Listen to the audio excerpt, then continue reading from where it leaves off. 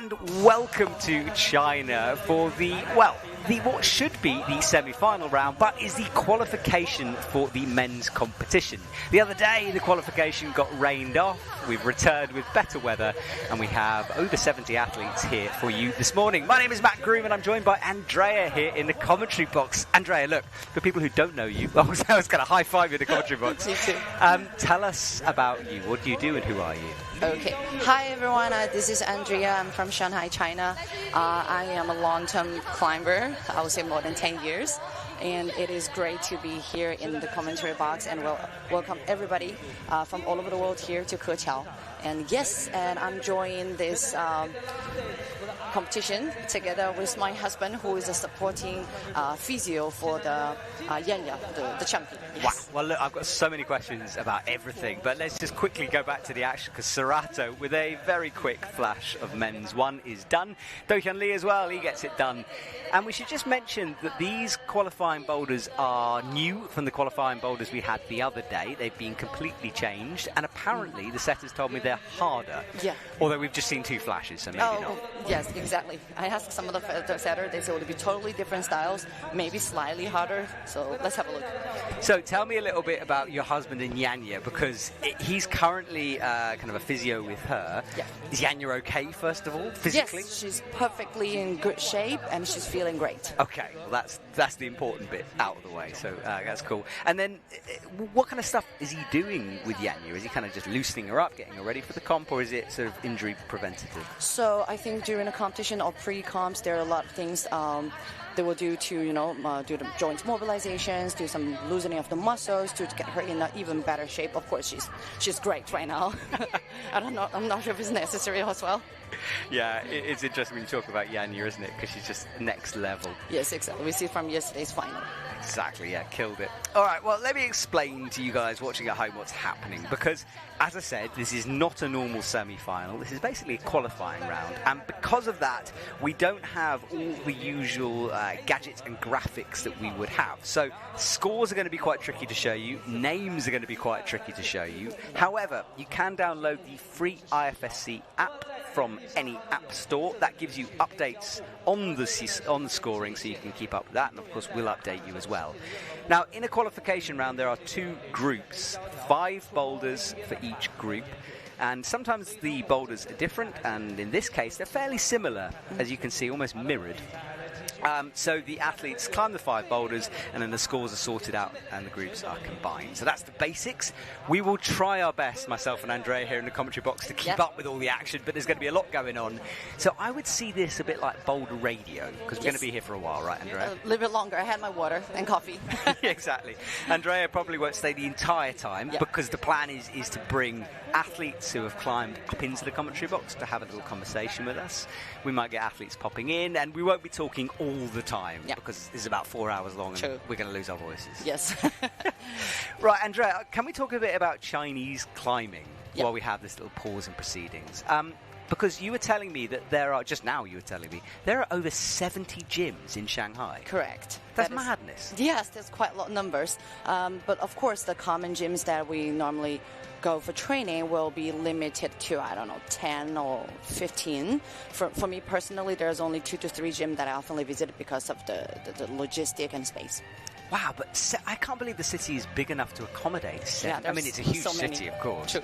So, I mean, you kind of walk around the corner and then there's your local gym. Yeah, there's my gym. There you go. Around the corner there's another one. So while we're speaking, there are another 2 or 3 gyms are doing their soft opening.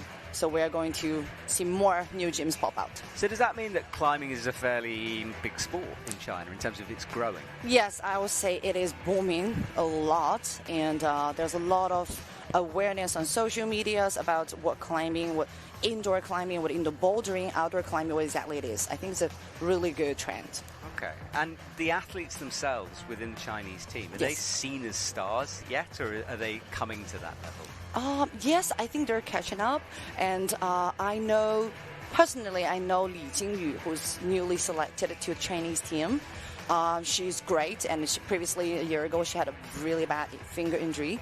She actually had a surgery on that, but she's recovering 100%, I will say stronger than before. As well, she had a brand new like mindset for the competitions. Wow, okay, well, this is fascinating. This is quite good because I'm going to use this as an example to discover more about Chinese climbing and the culture around here, because I've never climbed in China, so I want to know more. You were invited to Shanghai, so there are many gyms, and I think among a lot of international athletes, there's one really famous downtown, really tiny bouldering gym called Pongo. It is a legendary one, as I think 2017 or 18 when IFSC happening in China. There's not many bouldering gym that is, nice enough for people to train, and you will see the whole gym packed with top athletes. Awesome, I can't wait for that. Thank you, Andrea. Okay, Yoshiuki Ogata on the left of your screen, and Tomoa Narasaki on the right. Tomoa, of course, qualifying for the 24 Olympics in Bern, and Tomoa on the left. Yes, Tomoa on the left. So Tomoa straight up into the starting holds. Those beginning holds are really bad. They're making it look incredibly easy. Yeah, they just stick with the starts and keep going. Zone, there we go. Wow, look at that. Quick flashes. And look, Tomoa just hanging around at the top just for fun. Why not? Yoshiuki a little bit slower, making sure of it. Drop the knee with the right into the crimp, a little less dynamically than Tomoa. Hits the top with that right hand, needs the match in order to get the boulder done. Eyes it up. Yeah. There we go. Yes. Another flash. So boulder 1, very doable. Yes. Well, Yoshiuki comes down, and we have a little moment to pause here. So what we're going to do is we'll just let the brushers do their thing. We're going to relax a little bit, but keep coming back to us. Keep us on in the background, and do say hello either on the IFSC Instagram channel. You can send me a message. My Instagram, MacRoom1, or what's your Instagram, Andrea? Andrea Chow. Okay. Yes. So. Cool. Please leave a message to Matt first. Well, just basically keep us going here. Let us know where you're watching. Are you from Europe? I think it's 2 o'clock in the morning. Yes, for those who are waking up, thanks for joining us. Yes, exactly. Thanks for joining us. You're mad. Go to sleep immediately. And yes, we'll be back in about 3 minutes for the next boulder.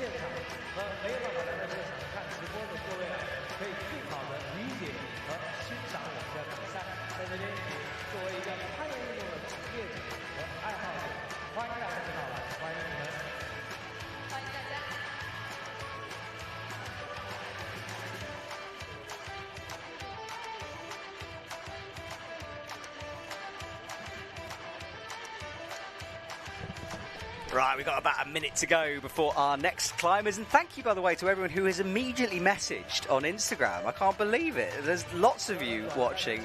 Saudi Arabia, we've got Canada, all over the world, it turns out. So thank you for everyone sending me messages. And do say hello on IFSC as well. We should promote the official channel because, that's kind of my job, isn't it? But you should check that out as well. And we should talk about the World Climbing Club, because the World Climbing Club is a daily video we're putting up on YouTube at the moment. Imagine it as highlights plus. So we have highlights, obviously, from each day, but also we have extra content. So yesterday we talked about, that really hard Boulder 2, yes. Andrea, from the women's. Yes, yes. We film exactly. the setters set it and test it. The experience, the whole thing. Yeah, exactly. So you can go on there and watch how they did it, because no one managed to climb that boulder. True. So we get to see the process the setters went through to put it on the wall. What's the thoughts behind? Exactly. Or no thoughts. I mean, who knows? Who knows? You have to watch it, find out. Yeah. But that is available on YouTube right now, so go and subscribe to that so you don't miss any of the action. Okay, the minute buzzer goes. We have our 14 seconds of turnaround time. And in a minute, we're going to get some more athletes coming on. Toby Roberts will enter the stage. Mikael Mawam is next. And, of course, Do-Hyun Lee and Serato. And this is where it gets difficult for me, Andrea, in the commentary box. Because at some point, we'll have 10 athletes. Yeah, I know. I mean, 4 of them is already quite a lot. Yes, it is. It's already, I'm losing all control. So, Toby on left, Olympic qualifier. Mikael Mawam, world champ boulderer, of course. I interviewed Mikael the other day, and he said to me that his life goal is to get into the Olympics with his brother. Not just him, together. Oh, that's so nice to hear. I know, I kind of want to give him a free ticket. What do we think, guys? Should we give him a free ticket? I think it's fair. All right, so where are we at? Serato on men's 2 flies through the air, locks in the slopers. Toby cruising at the moment, as you'd expect. Mika a little slower. Flick that right foot round there. Toby's about to make that match. He does. Good work from Toby. Very nice. That was nicely done, wasn't it? Mika's slow up to the crim. Maybe trying to get some nerves out of the way. Matches easily, and Mika gets it done too. So, Boulder 1, pretty easy for the world's best. And Serato, one of the world's best, easily sticking the top 2. Yes, is about to match. There you go. Perfect. Good work. But Do-Hyun Lee struggling a bit. Now, men's 2 is a bit different. It's not a direct mirror. Yes. And I think the left one is a bit harder than the right one, having looked at it. Obviously, it's like the previous round of Man Boulder 3. Yes. By looking at it, you will think that they look almost mirror ropes, but it's obviously very different. Yeah, they're a little different. You can see the sort of the corner feature in the middle of MB2, which makes it a bit harder. So yeah, Do-Hyun Lee will take his time. The last one left on the mats. And Do-Hyun Lee yesterday, before we got cancelled for the rain, was on fire. He was right at the top of the leaderboard. Yes. Well, thank you to everyone who is watching, listening, saying hello on Instagram. If anyone's in Europe at 2 in the morning, I'm super impressed. So do let me know. Who have we got here? We've got Kurt Bradford saying she's really enjoying listening and enjoyed the podcast we did with That's Not Real. Yes. So we had Ginny from That's Not Real Climbing podcast on the other day. And you can go and watch her podcast with loads of IFSC athletes, commentators, coaches and more on YouTube and podcast places. Hello, Liam Moore from Ohio, USA. She's watching. And she watched the solar eclipse while she was watching the IFSC. That's pretty cool. From the States. Yeah, from the States. Exactly. Amazing. We didn't see it here, did we, the solar eclipse? No, it was raining. Yeah, that's a good point. Yeah, so it was a bit cloudy. So lovely. Some people are catching up on the women's semi-finals. Russ has the men's semis or qualifications on in the background. So thank you, Russ. Hope you're having a good day. I think you're in Australia. Right, let's see what Do-Hyun Lee does here. Creeping up with that left hand into the pinchy. Oh, loses the foot or hand. I didn't see. But the right hand, the zone hold is obviously harder than the right side. It's more of a slopey one, and the right side, it seems a nice, easy catch. Yeah, I think you're right. Wow. Well, that makes the last final move really hard. Yeah, it does, and it's not a great hold. I think it's got a jib on it. I think. Really? Yeah, I mean, there's a big patch of chalk. I did go and have a look, and the one on the right doesn't, and I think the one on the left does. I should know this. I went and looked at the boulders, but I didn't specifically notice that jib. We're consuming that anyway. Sadly not. Andrea in the commentary box next to me just tried to pinch the screen, which was amazing. Because yesterday when we were here at the final, I saw Zelia did the slab, and I think I missed 1 second that she slipped, but she kind of saved it with the right hand. Oh, yes. Madness, that. But I kind of missed that second, and the immediate thoughts that I have is like, do they have a replay? But I'm here at the site. There's no replay.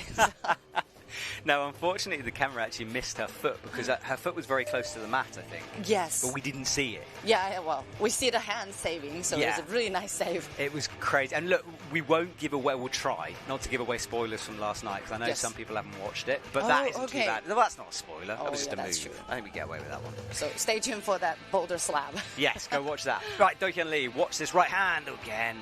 He's trying to flick it underneath and catch it. Oh, there's a small screw on. Yes, exactly on the zone hold. Now that I did check out, and it is in no way there's an edge on it. It's just pure sort of slopiness. So there's a bit of it's raised. Okay. But there's nothing to catch. So that wasn't a very nice flip. It was a good attempt flick, yeah. Just slight miss from Do-Hyun. Right, 20 seconds. He's got to get this done. Oh, going backwards now. So I can't wait to see whether it is harder or Do-Hyun Lee's just struggling with it. Could be tired from the previous take one. It could be, yeah. I mean, remember, to everyone watching, the athletes had a day off yesterday, the men. Yes. So hopefully they recovered a bit. Yeah. But I you believe are so. right. But some of them were training already. Yes, I which I heard. thought was mad. Yeah. I wouldn't be training. Yeah, people spot them around other gyms close to Keqiao.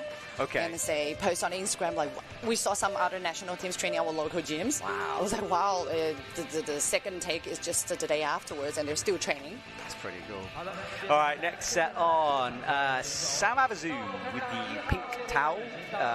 Is it Sam Abazu? No. Where No. is Sam Abazu? He isn't on yet. Sorry about this. We're trying to work it out as we go here. Oh, we got some names. There is Samara Wow. Narasaki on Thank the you. left.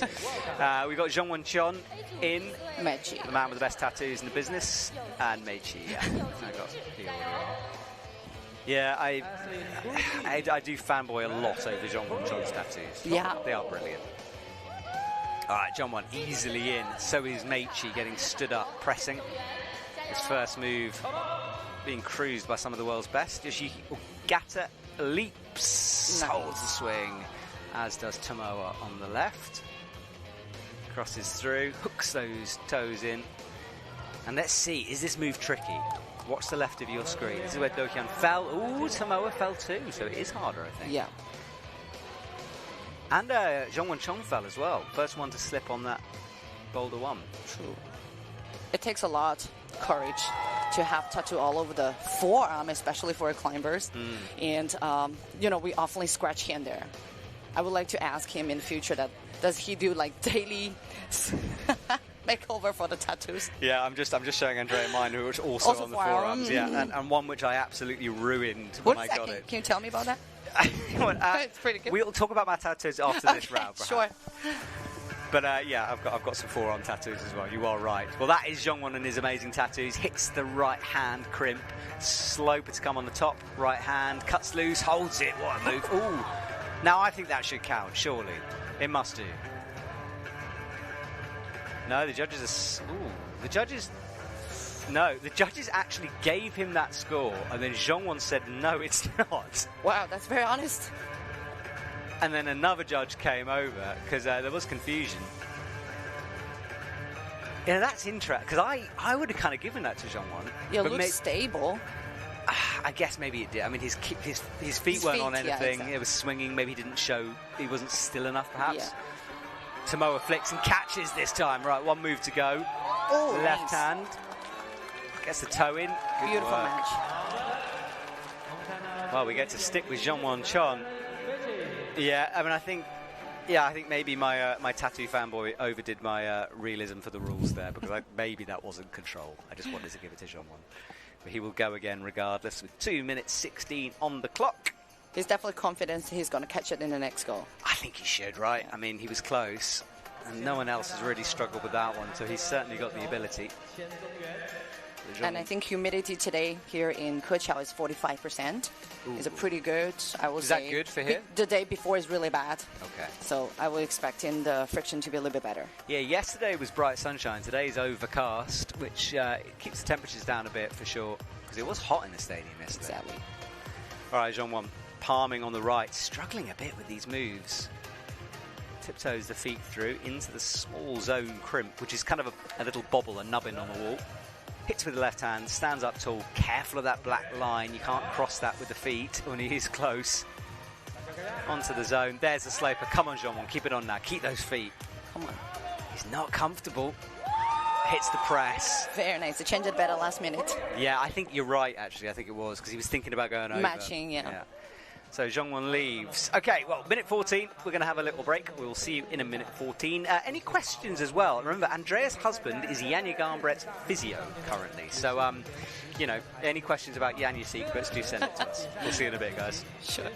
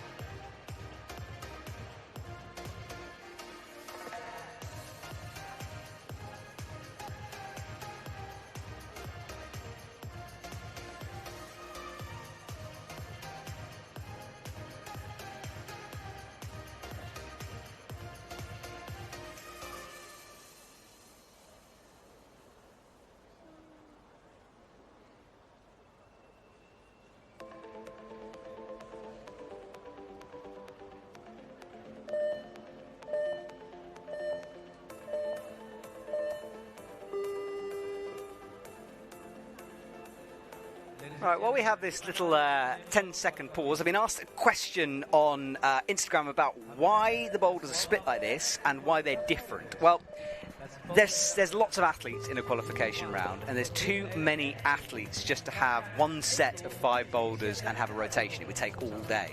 So what we do is we have 2 sets of boulders. Generally, they're the same kind of style, and on this wall, they're pretty much mirrored. But it isn't unfair because the rankings are decided within the group. So if you're second in your group, you're going to be either first or second in the overall when the scores are combined and worked out. So there's no real disadvantage to being in one group or the other. Perhaps you might be with a very strong series of athletes, but you know that it's not something that's strewed to make it unfair. I think it's done on world ranking, and I think it's random in terms of selecting which group you go into. I see. But the boulders themselves are pretty similar, so the styles are the same. So it's the best way to do it. Toby catches the top, and man boulder 2. Oh wow, that's wow. quick. Considering how hard we know that boulder is, that was impressive Yes. from Toby. So I think we missed how he did that zone holds flip. Yeah, we've got Hannes van Dyson down on the right, and now we have Sam Abazu. There we go. That was Sam flashed. Sam flashed. Is Hannes done? Hannes is done too. Good work. Do-Hyun Lee on the left. We've got another top 4. Who is I'm trying to see on the screen? Is that Serato? Yes, yeah. Serato. And then Mika is eyeing up the top as well. What a quick round this was. 3 minutes 38, and everyone's done.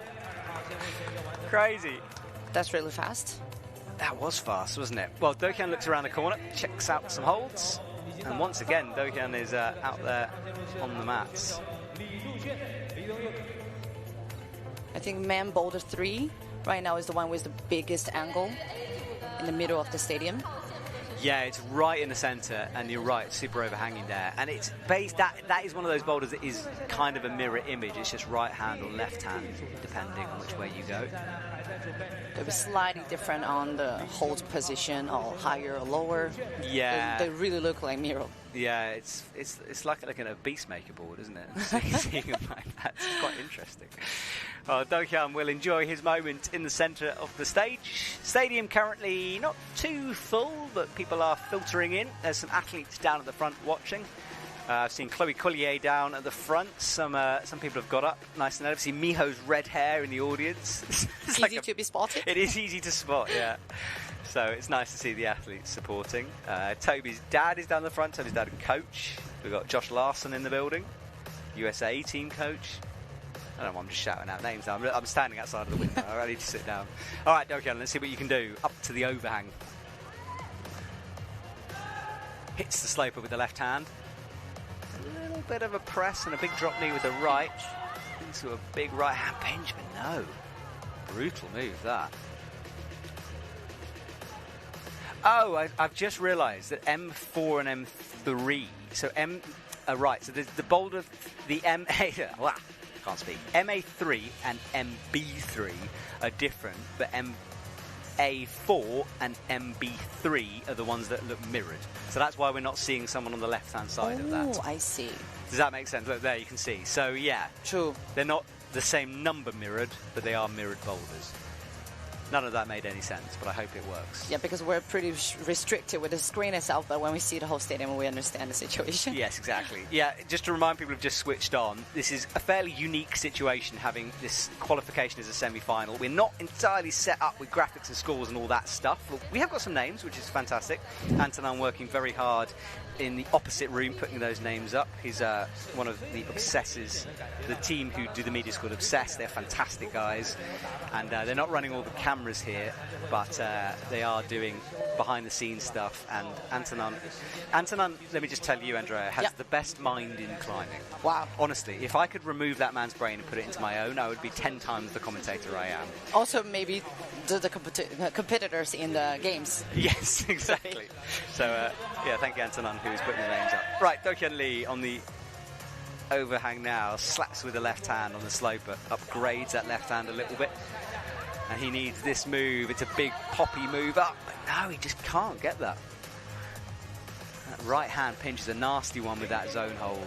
Struggling on it. I mean, it's a wide pinch, especially if you get it in the wrong place. You kind of want to squeeze a little bit higher, seems better, but the moment that you want to reach out, it's a little bit harder.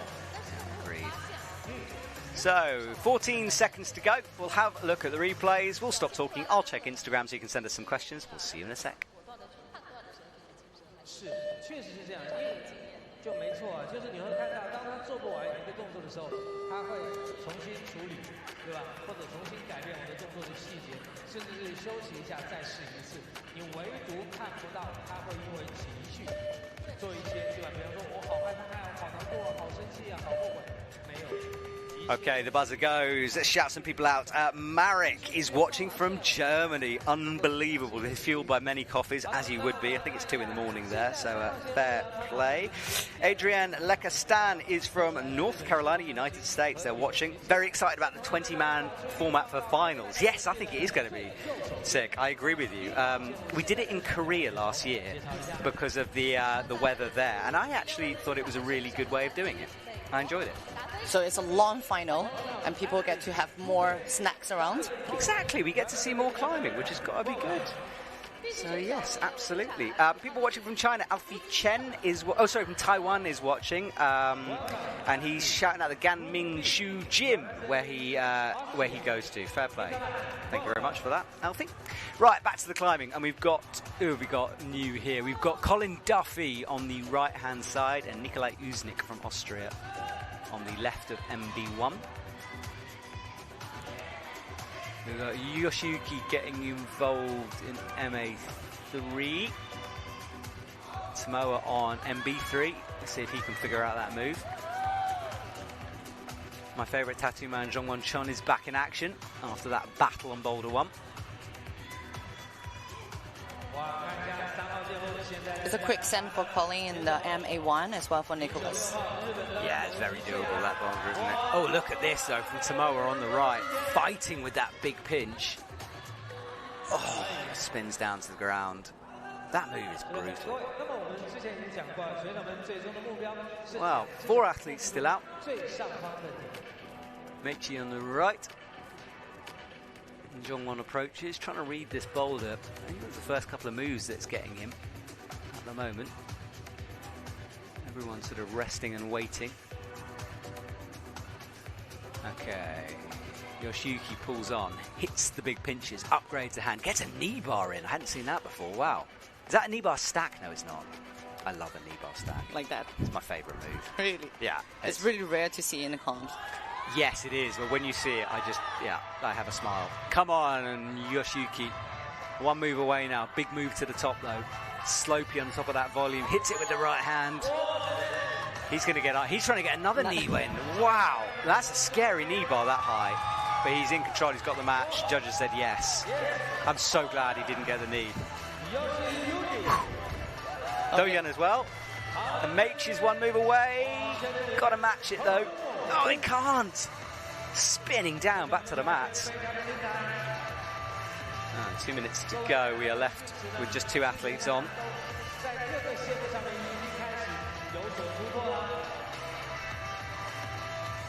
Samoa, after a long rest, is back on the wall. swinging out to the left, catching that pinch, catching the next one, firing off and down. Do let us know as well. We are trying to persuade athletes, once they've finished the round, to come up and join us in the commentary box for a little chat. So let us know who you'd like to see, and I can send a message to one of my helpers down on the floor to try to get that athlete. I can't promise anything, obviously, but we'll give it a go. There is Tomoa, checking out the holds, shaking out. And Meichi as well, looking left. Ooh, that was dramatic, wasn't it? A little chalk blow. So if you're just joining us, welcome to the semi-finals / qualifying. My name is Matt Groom. I'm joined by Andrea in the commentary box. Hey everyone, let's focus on the last 1 minute here with Meichi on the right and Tomoa on the left. Yeah, let's see what they can do. The buzzer goes, 55 seconds on the clock. Meichi launches, matches, gets the high foot, cruising through the bottom of this boulder now. Much faster as well. One move away. Look at the speed from Meichi. Wow. Meichi changed it better for the last match and make it way easier. Yeah, he did. He really thought that through and rested well as well. But Tomoa comes down. That's not going to go for Tomoa. Okay, well, we will pause. I'll check Instagram. Send us your questions. Lovely to see. There's so many questions. Yeah, I'll get back to you very soon.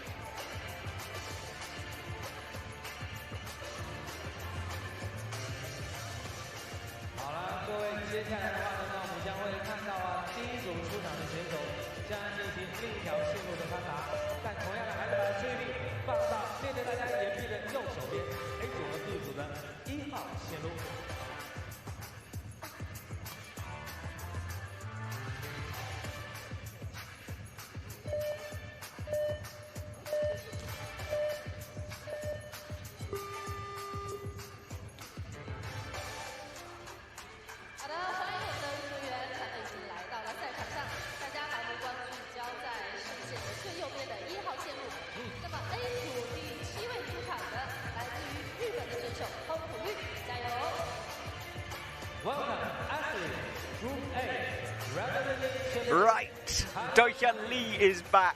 He's in action on the left of your screen. Who have we got down on the right? Let's have a little look here on my left. I think we've got, I'm pretty sure we've got Ritsu, yes, Ritsu Kayatani and Simon Lorenzi are the new athletes. Ritsu quickly gets that boulder done. Simon Lorenzi, one of the best outdoor climbers and indoor climbers in the world, comes down. He quickly sends that. Hannes, his teammate, is on MB2. Mikael Mauem reaches high. And we get to see M4 as well. Oh, finally. Yeah, first time. That was a quick send from Serato, who's on a bit of a roll. Toby as well is in action. I mean, lots of people message about who they want in as guests. Mikael Mauem was popular. A lot of people asking for a route setter, so we're going to try to work on that one. I've sent some messages out to try to get a route setter up here. So we will work our best. So yeah, do send us messages, let us know. Because we are looking at these messages, we're trying to keep this as interactive and as fun as possible this morning. Yes. For the route setter, we're having Hori from Japan, Sergio from Spain, as well Mazda from China. So let's see how these masterpieces are made and how challenged they are. Agreed, and they are challenging. Toby's struggling for the first time there on MB3, wants a brush. And Do-Hyun Lee is on the left on MB4. Tricky move this, it's a big one. Myself and a colleague were trying to work out how to do the start of this move. We think there might be a cheeky toe hook on the start hold. We'll have to see. Actually, Toby is the first one to catch the top. Well, among all previous athletes, I think he needs a good match. Yeah, he does. He just needs to sort of line out, doesn't he? Mikael Mauem making progress, gets a heel in, up into the right-hand pinch. Sort of adjusting that one, toe hook, just hooking in, changes the foot. He kind of wants a knee as well, but he can't get one. It's not stacked up enough. Big move to come up to the top right hand, left hand, and that is a top for him. Good work. Previously, we saw the French team train one of my local gym. It is great to see how they support each other and cheer each other up. And they met some challenging from the local rule setters. And it was a fun time, I have to say. Yeah, it was always good chatting to local route setters. I just like talking to route setters, to be honest. Exactly. They're great. I like working out how their minds work, which is sometimes a scary process. Right, Dayan is in. He's cruising through that. No toe hook. Clearly we got that one wrong. Into the zone hold, though. Awkward right hand, sort of back pinch thing. Rocking over, but bobbling off with those feet. The pinch is really awkward. You can only kind of catch it with the first three. Kind of miss the pinky. It's a weird direction. It is, yeah, and it looked awkward with the shoulders as well. Yes. He might be coming to your husband for physio later. Hopefully he's doing well. Yeah, hopefully he's all right. And Toby is taking his time. He's resting, coming up, winding the clock down a little bit. And now he approaches the wall. As you said earlier, it's the steepest part of the wall, and it's very, very overhanging here. Yeah. A minute buzzer will go. Business time for Toby and Do-Hyun Lee. Got to get it done now. Toby launches through the middle, nearly dropped that right toe just clawing onto the wall. That's some amazing toe hook. Let's say the footwork that we need to learn, rather than just pulling from our arms. Yeah, it's incredible, isn't it, when you see, Toby falls. When you see what they're doing with their feet, you realise there's levels to this game. You know? The ankle, the strength. I'm still just trying to work on, ninja feet, quiet feet. That's what my coaches always told me, don't make sound on the wall. It's a good tip, that one. Oh, look at that from Do-Hyun. Hold the sloper for a sec, but can't make it work. And I think he's done. Yes. He is done. All right, we'll see you guys in the next rotation. 就参加比赛好坏都是成长的一部分嘛。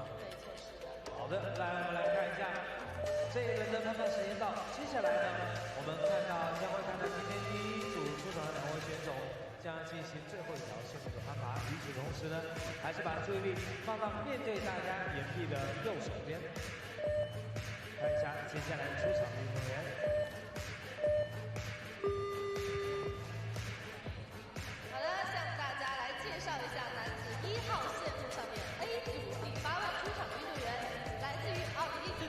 All right, welcome back, everyone. Remember, we are checking Instagram, so send your messages, send your comments over. We'll try to answer them. A lot of people want Toby Roberts up here in the commentary box, so we will try to get Toby being sent through. Someone wants Yoshiuki Ogata in the commentary box. He has great English as well, so I'd love to have him here. That'd be brilliant. I was actually interviewing him the day before, asking him how he feel about the first round of the qualifications, and as the fifth boulder was cancelled, many one has mixed feelings, and I said, do you feel there's a pity? And he said, actually, I'm not really good at slab. So for him, it was good. Reaction, yeah.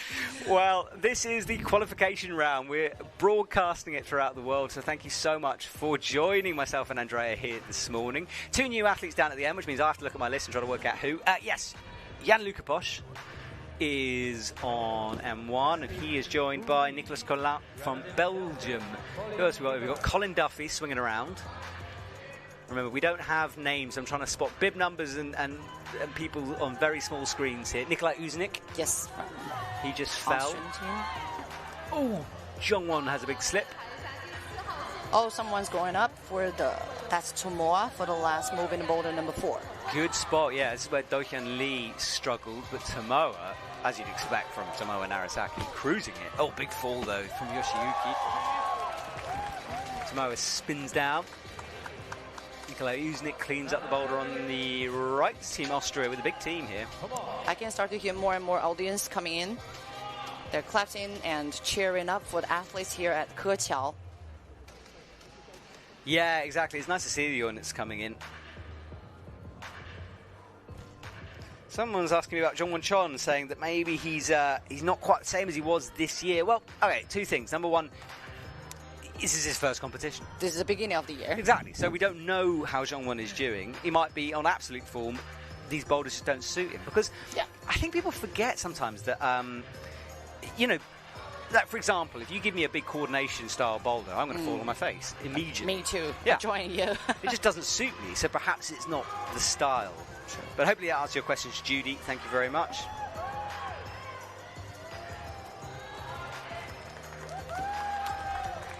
Yeah, So thank you, Judy, for sending that. Yeah, so people are asking about the men's semi-final. Why is there two groups? So for those who missed the explanation, it's two groups because this is actually the qualification round. It got rained off the other day. It's called semi-final on the sort of YouTube cover. All qualifications have two groups like this because there are too many athletes to just have one set of boulders we rotate through. It would take all day and we need some sleep at some point. So what you guys are seeing at home, this is what we usually do the highlights on. Yes. So you can see now, hopefully, why it's tricky to do highlights because we've got 70 athletes plus, sometimes more. And yeah, it's tricky to have a lot of highlights at the same time. Exactly.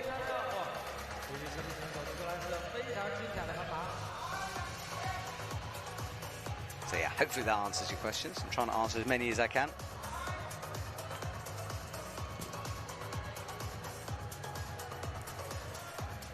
Alright, how are we doing for this rotation here? We have Zhongwon reaching up into the crimp. And Yoshiuki. And these are the two boulders that are mirrored but are different numbers. Nikolai Uznik is still on the far right. I'm used to people just leaving Boulder on quickly. Sorry, it's not Nikolai Uznik. That's Jan-Luca Posch, sorry, on the right. Also from the Austrian team. Yeah. And he's struggling on Boulder number 1. It might be the first one we've seen really struggle on this. Zhongwon left it quite late too. Yeah. A different battle for the match. Let's see. Oh, it's that right hand. Almost dry firing off that. So not having a great start to his comp down there. 40 seconds is not a lot of time. Zhongwon as well will pull on. And yeah, we can't really keep you updated with the scores, but we have got the IFSC app, which is free to download. So I'm going to have a little cheeky look now to see where we're at the end of this round. But remember, it's early days, so don't necessarily expect it to stay that way. I can see from the screen. Yeah, so according to our screen, we've got Tomoe Narasaki in the top spot in his group, and then Serato top spot in his group. Yoshiuki after that, and Toby second. So that's how things currently are. So my app isn't working currently. I think it's my internet connection more than anything else. You have a good eyesight. I was hard to catch everyone's name just from the commentary box right here. It's pretty far from the screen. Yeah, we've got multiple angles going on here. Sam Abazu is in the middle of the wall. He runs on. We're just watching some replays now of the action, so we'll allow you to watch those. Welcome, athlete Group A, representing France, Manu. Welcome. 这组选手来自于奥地利，舒伯特、雅各布，欢迎加油。 Welcome, Group B, Schubert Jakob, representing Austria. Welcome.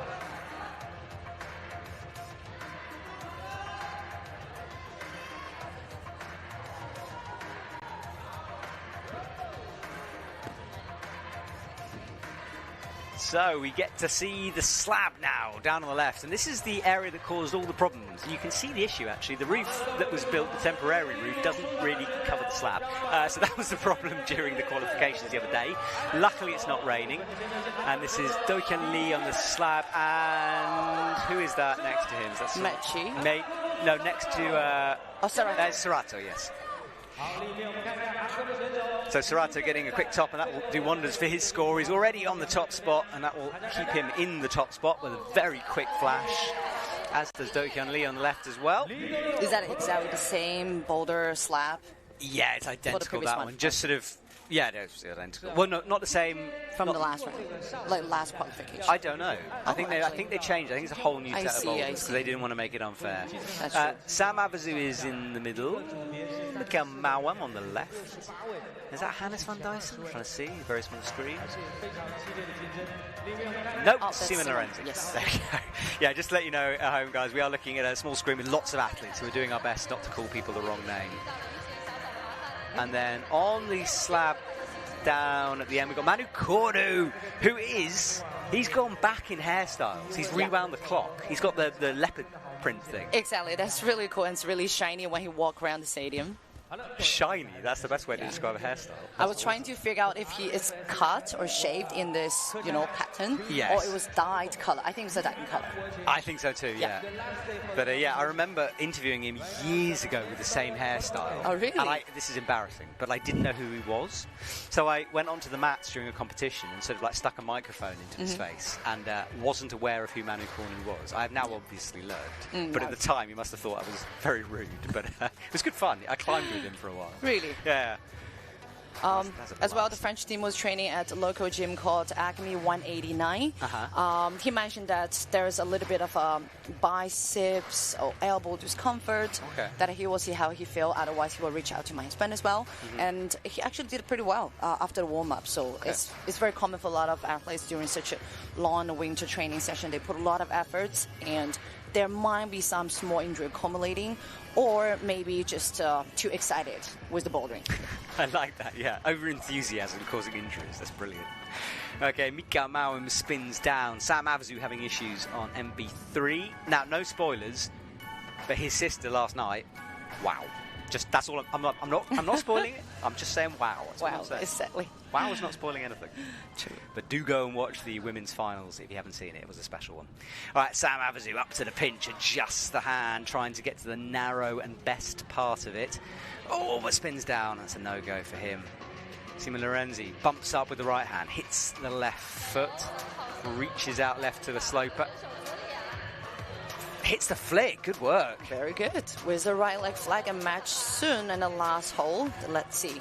That is awesome. Look at that. I mean, the man has climbed multiple 9As, boulders. Yeah. He should be that good. I love it when an indoor climber climbs hard outdoors as well. Yes, that's the thing. Like, I was used to be a, indoor bouldering person, and now I'm a more of outdoor lead climbing person. No way. That's a complete switch. Yeah. It's interesting to see how athletes evolve in their career and focus on comps in the early time and explore more of outdoors later on. Yes, agreed. And it's so good when they do that as well. And suddenly you were like, oh, they go. I mean, let's be honest. When Yanya one day goes outside properly. Yeah. Actually, I asked her, I say, many people wanted to see you climb Sorry, outdoor. just pause you. Manu Cornu gets the top. Yeah, so what were you saying about... Yeah, you mentioned that every time she climbed outside, people kept asking about her feeling about the grade. And she said, I'll be honest with everyone, that is almost no reference I could take. You mean indoor grades or no, outdoor grades. Oh, because she hasn't done it much. Yeah, he said, I climbed something, but it's just totally different. I was not in the places to say the grades. That's a really good point, yeah. This is Serato. We did catch him on the left of our screen. See how he did it. Slopey holds, works his feet up, laybacks that nasty banana thing. Little thumb scrag down on the left. Tried to find a back heel foot thing. Ignored it eventually. He wants that left foot on something. Then creeps it up onto the crimp. Easy match with the palms. And that was a flash for Serato, who's currently at the top of his group. Great replay. It's really nice to have a closer shot. Yeah, that was, you gasped when he hit that on there because it was a big move, wasn't it? Massive from Simon Lorenzi and heel hook underneath. Boom. All right, well, while we've been watching that, we've got more athletes from Great Britain, that is. Max Milne also has some pretty cool tattoos. He's climbing, and we have Nimrod Marcus on the right-hand side starting off his competition. Jan-Luc Bosch after that. We've got Colin Duffy on MA3. He's looking strong at the moment, this Colin. Who's on the slab down at the end? I think it's Yoshiuki and Samoa. Pretty sure. Yes. So they're down at the end. And Colin Duffy is making some good progress on MA3. Into this awkward wrap with the left hand. Into the underclink. And a match for Colin Duffy in the middle of your screen. He gets it done, as did Jan-Luc Posch on the right. Jongwon Chon is on the last move as well. He kicks the right foot over. Is there? Yes, that's absolutely a great match. Yes, about to say that. My eyes are going like a million miles per hour. Yeah, I know. So many things happen at the same time. Actually, Max Milne is pretty popular among Chinese social media. Really? I think it's also the shorts, the colorful shorts that he always wear, as well the colorful nails. He just posted on Instagram this morning that his teammate Molly helped him with very cute nails. Yeah, because Molly had her nails done. I saw that as well. Yeah, Molly had a tricky qualifying round, but I had a chat with her the other day, and she was just saying how she's just enjoying being here. She's building up to that process of the OQS. Yes, so everyone, this is the beginning of the season, so let's stay tuned. Yeah, exactly. Long way to go for everyone, of course. Max got M1 done. Remember, Marcus is close as well. He hits the right-hand crimp, flicks the foot out. I think that is Tomoa who just got it done. Yoshiuki is on one move on the slab away. Yoshiuki falls. All go here. I'll see the banana holds, the cheetah banana holds. They're really tricky because there's not clear line of the dual tags anymore. It looks like one texture just fading into another one. So on a slab, you have to be really careful and not slip in any moment. Yeah, it's a hard one, isn't it?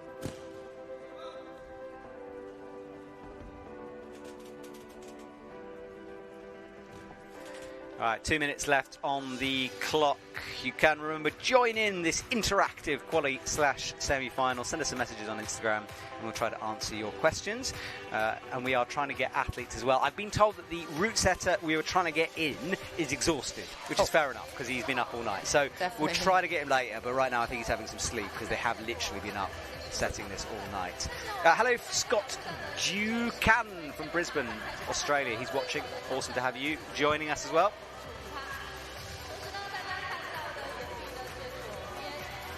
And who else we got here? Yoshiuki padding his way over.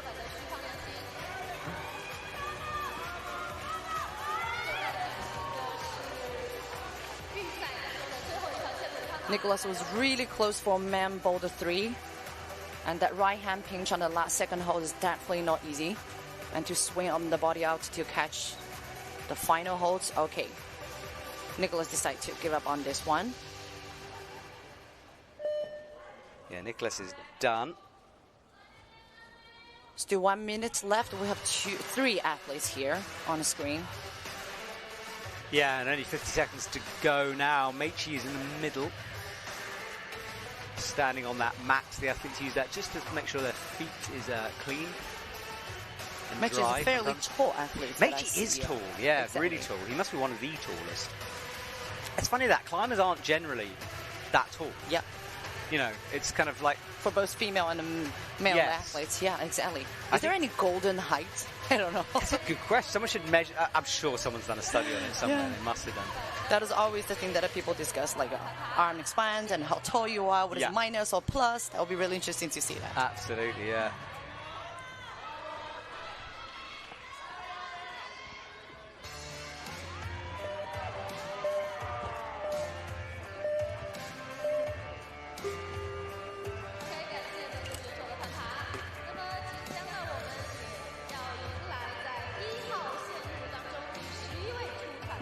So we're watching some replays here of the action. Jan-Luca Posch reaching up high and making the match.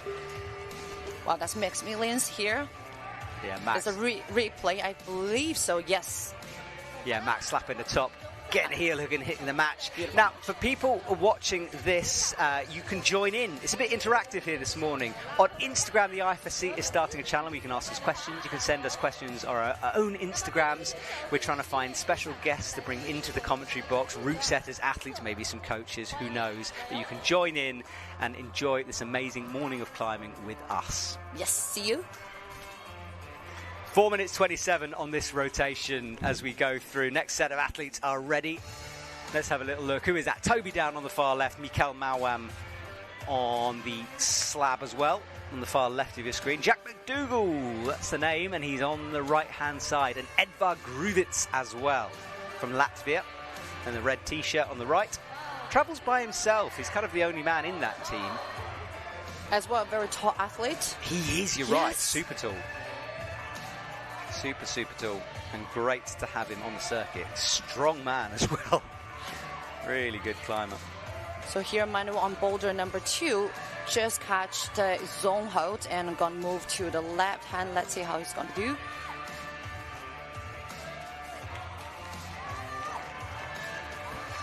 Okay, here on the left side on the slab, Moen is about to, yes, a great match, and following with Toby.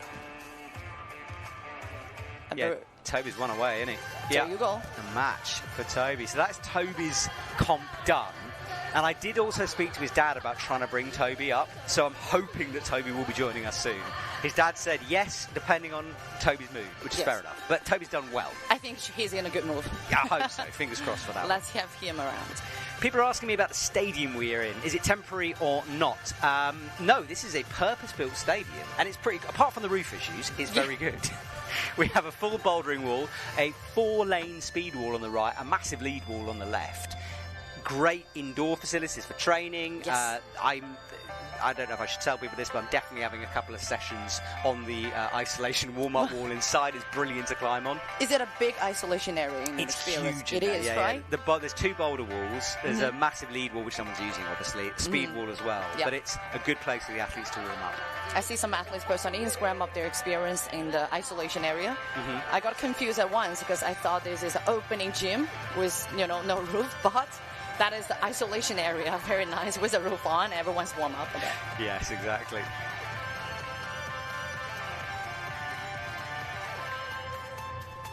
All right, so it's all go. Our eyes still flicking around the screen. Sam Avizu is on the left. And the 2 Belgian athletes in the middle. Manu Cornu, wild swing there, rotating, cartwheeling the legs through. And then Jack McDougall, 1 move away on the far right. Matches, good work from Jack.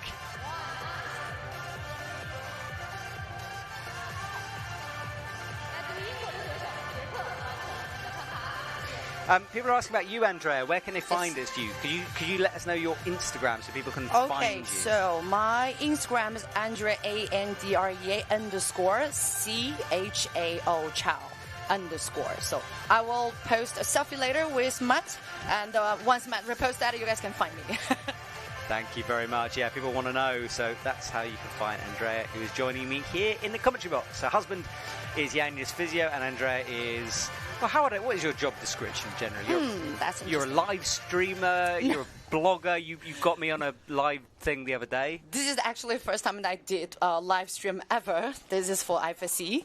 And I am working together with my husband at the clinic, which is the best sports medicine and sports performance center in the whole China. So if you're an athlete from IFSC passing by, for the OQS or for any other competition, don't hesitate to privately message me, and I'll show you around my city. I will be very proud.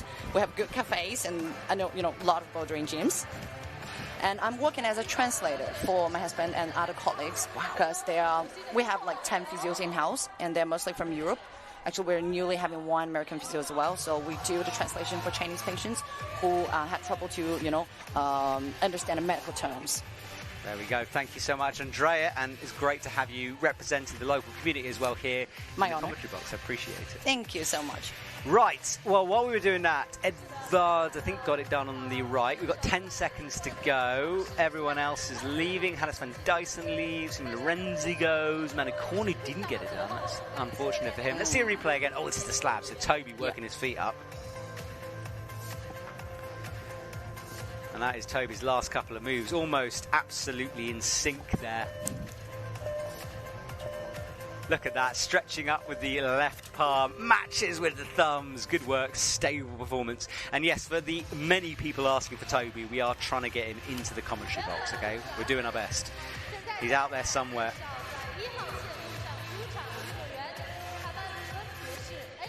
So new rotation, new round, 10 athletes, 10 boulders. Someone asked me how it works. Did the setters have to do new boulders? Yes. So all of these boulders were invented, tested, created over the last couple of nights. So you can imagine how exhausted the setters are right now. So brand new boulders because of the rain. So thank you to all the setters. For those of you who want to know. Who have we got, Andrea? Boulder number 1 on the right, we've got Anze Pahak on the right, from Slovenia, yep.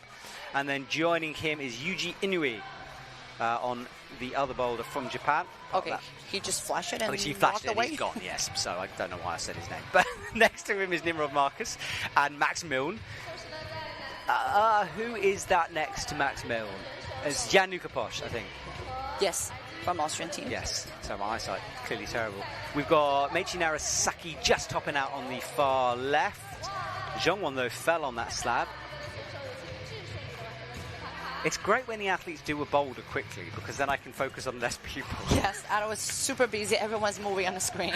It's hard to keep We're track. really spoiled, right? To see so many people climbing at the same time. Yeah, I mean, people can't complain about the lack of climbing. We've got loads here. Max, I think, topped out there. Did he? No, he didn't. Did he? Yes, he did. He's got his shoes on. So Max topped it out, and then Nimrod Marcus getting close on the far right. One move away for Nimrod now. And you can go onto the IFSC Instagram, by the way. There's a story up there now with a box that you can put your questions into. So as well as sending us questions, do go onto that. Let the IFSC know how amazing a job we're doing. Oh, I'm joking, of course. But do let us know any questions you have on the IFSC Instagram channel. Maybe it's about setting, maybe about athletes, physio, perhaps. Yes. Anything you want, IFSC Instagram stories you can send, and we will try to answer those. Colin Duffy's on MA4. Powerful move here. It's a powerful move, isn't it? Very shouldery as well. Ooh. Big fall. Oh, is he okay? As I said, shouldery. He fell on that shoulder. I think he's all right. It's the right hand, perhaps. Shredded the skin, perhaps. So Colin's fairly popular here. Every time I put a camera around in the previous round of qualifications, people asking like, "Can you talk to Colin?" I would like to talk to him. That's cool. I've got a lot of time for Colin. Do you remember, I don't know if you did, in Myringen a couple of years ago, he kept being called back to a boulder. So he did it, yes, and then there was a judging mistake. And from that moment on, I respected him so much. Yes, he came with a very mixed feeling, but still determined to send a boulder. Exactly. I think I remember he climbed it like 3 times or something ridiculous. Yes. It probably messed up the rest of his finals, but it was such a good moment to see that. Show the spirit and attitude. That's great. Exactly that, yeah, it was brilliant. So, where are we at here? Nimrod on the far right. The synchronised boulder of Colin in the left. They're almost climbing at identical times, aren't they? It reminds me of Rockstar. I think they're going to pad the timer somehow. Yes, it's true. Top out the boulder and hit the buzzer. And both come down almost at the same time as well. Keep an eye on the left. Zhong Wan-chon is getting closer here. He's one move away, but it's this tricky step. You step backwards onto that little jib. Just stand on the knees. Hard to tell, isn't it? But he's just standing up on the banana hold. And he's having a match of the foot, and and he fell. He is falling, yeah, back to the ground. Nimrod, one move away. Hits it with the right hand. Got a match though. Oh, he hit it, but he didn't control it. Let's see if it is a top. It's not. So. No, he's going back. It's not. Nikolai Uznik powering through on the right. Hit the slope briefly, but then came down. Colin Duffy's still in action. Embarrassingly, I'm trying to work out which Belgium athlete is next to Colin Duffy. So give me a moment here. I don't want to say the wrong name. Number 6. I think. Sima Lorenzi. I think that's Sima Lorenzi out there. I think. Sorry, it's hard to see. No, it's not Sima. It's not, but I can't tell. Yeah, exactly. It's hard. I wish you can turn around. So hey. We need binoculars. No one thought of that.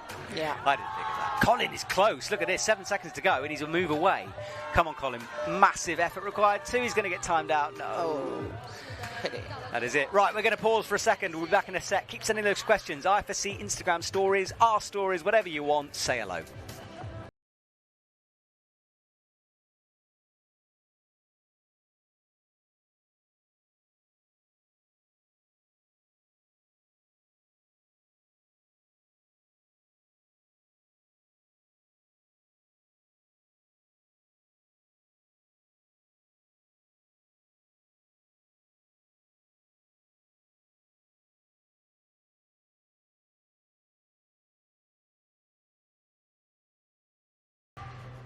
Right, we're being sent some questions on the IFSC Instagram channel, so I'm going to try to answer that. Can I see Yanya on these walls, says someone. No, we can't because she climbed last night, so we can't get Yanya because she competed in the finals, so nope, she's done. Lots of people wanting Serato and Yoshiuki Ogata in the commentary box. Yeah, I agree. Matt Set says, why don't you normally stream qualies? Well, it's a good question, and a few people have asked me. Basically because got half of it is you can see watching this that it's fairly chaotic. Yes. 10 athletes, 2 groups, a lot going on. It would be very difficult technically to do that. Yes. It's also a massive day. A lot of coffee for Matt as well. Yes. I would, Short syrup. yes, possibly, yeah. I mean, I'd love to talk for that long, but I think people might get fed up with me. But it's generally a huge day. You know, we start at 9 o'clock in the morning. Yeah. The athletes have to be in ISO at 7, and it goes all day till 5, 6 o'clock. So it's a huge thing to try to do, and that's the reason we don't do it. We do try to do a highlights reel every time we do it, with interviews. Yes. But it's just the sheer scale of the event. We do it for speed because it's much shorter, and also we see lots of world records being broken. True. Last question I'll ask before we talk about climbing. Does the commentary box change from venue to venue? Do you have a favourite? Yes, it does change from venue to venue. Hang on, I'm going to talk about climbing in a sec. We've got top on the far left. That is Hannes van Dyssen, Mr. Slab King himself, getting the slab done. Edvard Gruvitz is in action.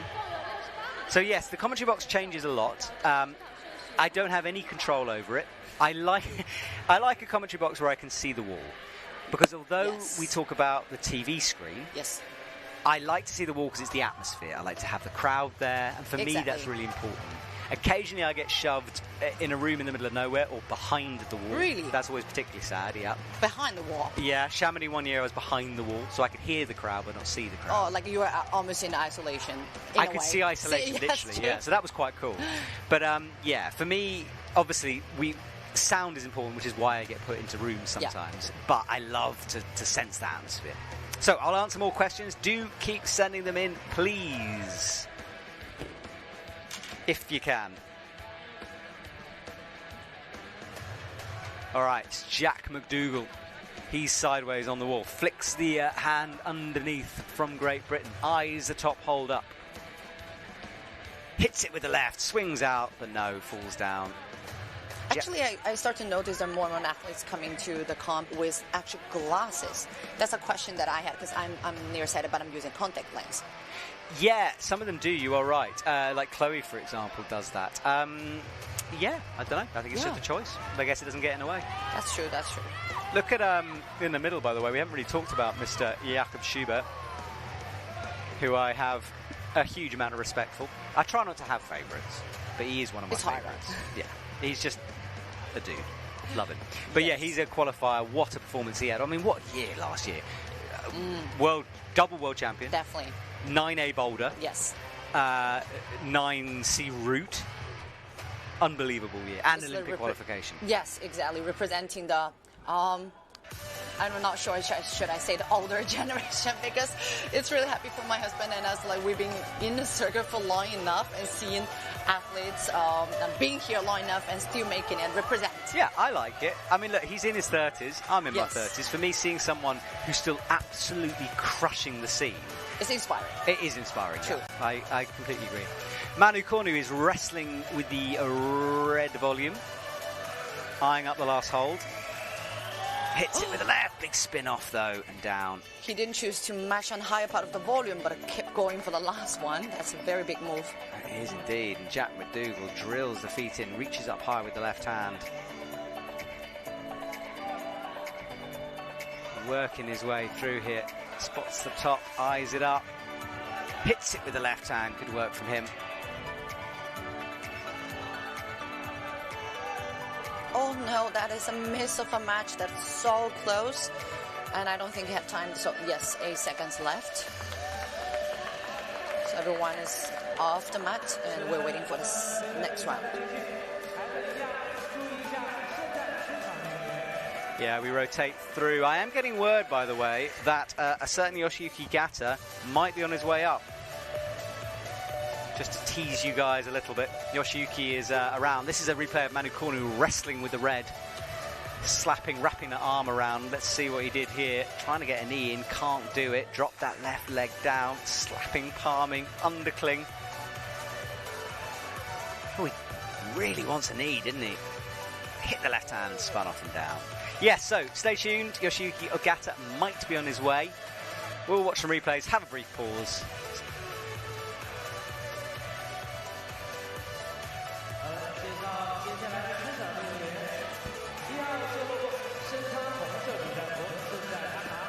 瑞士的选手克莱姆斯朱扬 Athlete Group B representing Switzerland. Julian, welcome.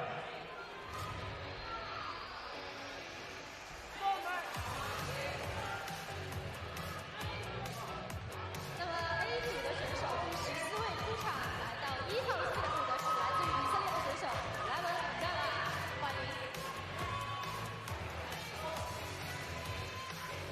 好，那我们看到刚刚瑞士的选手1号线路Julian，那么也是对于自己这一把的马塔很满意。同时呢，我们看到在最右边，那么正在调整当中，以色列的选手莱文·盖瓦 ，Welcome Athlete representing Israel. Cuba, welcome.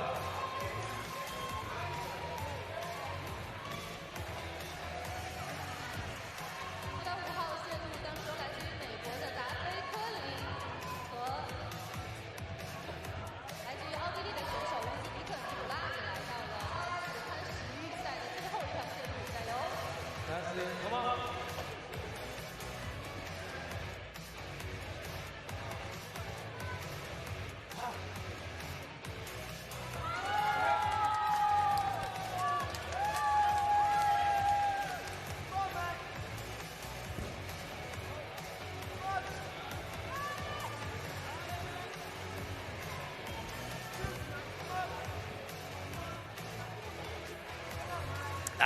I just said Yoshiuki Ogata might come up. I don't think he is coming up anymore. Apologies about that. I was I'm relaying information as I'm getting it, but we are trying. Yoshiuki might come up, but I think we are going to get Toby up here in a couple of minutes. So if you have any questions for Toby Roberts, do let me know. But we're going to give him a couple of minutes just to chill, because he's obviously just come off the wall. But exactly, get some water, exactly, and then yeah. So we'll try that. So get your questions coming in. Remember, you can send them to the IFSC Instagram story if you've got any questions for Mr. Toby Roberts when he gets here. Right, where are we at? We had a big rotation coming through. Who have we got there? 74. Hang on a sec. Yes.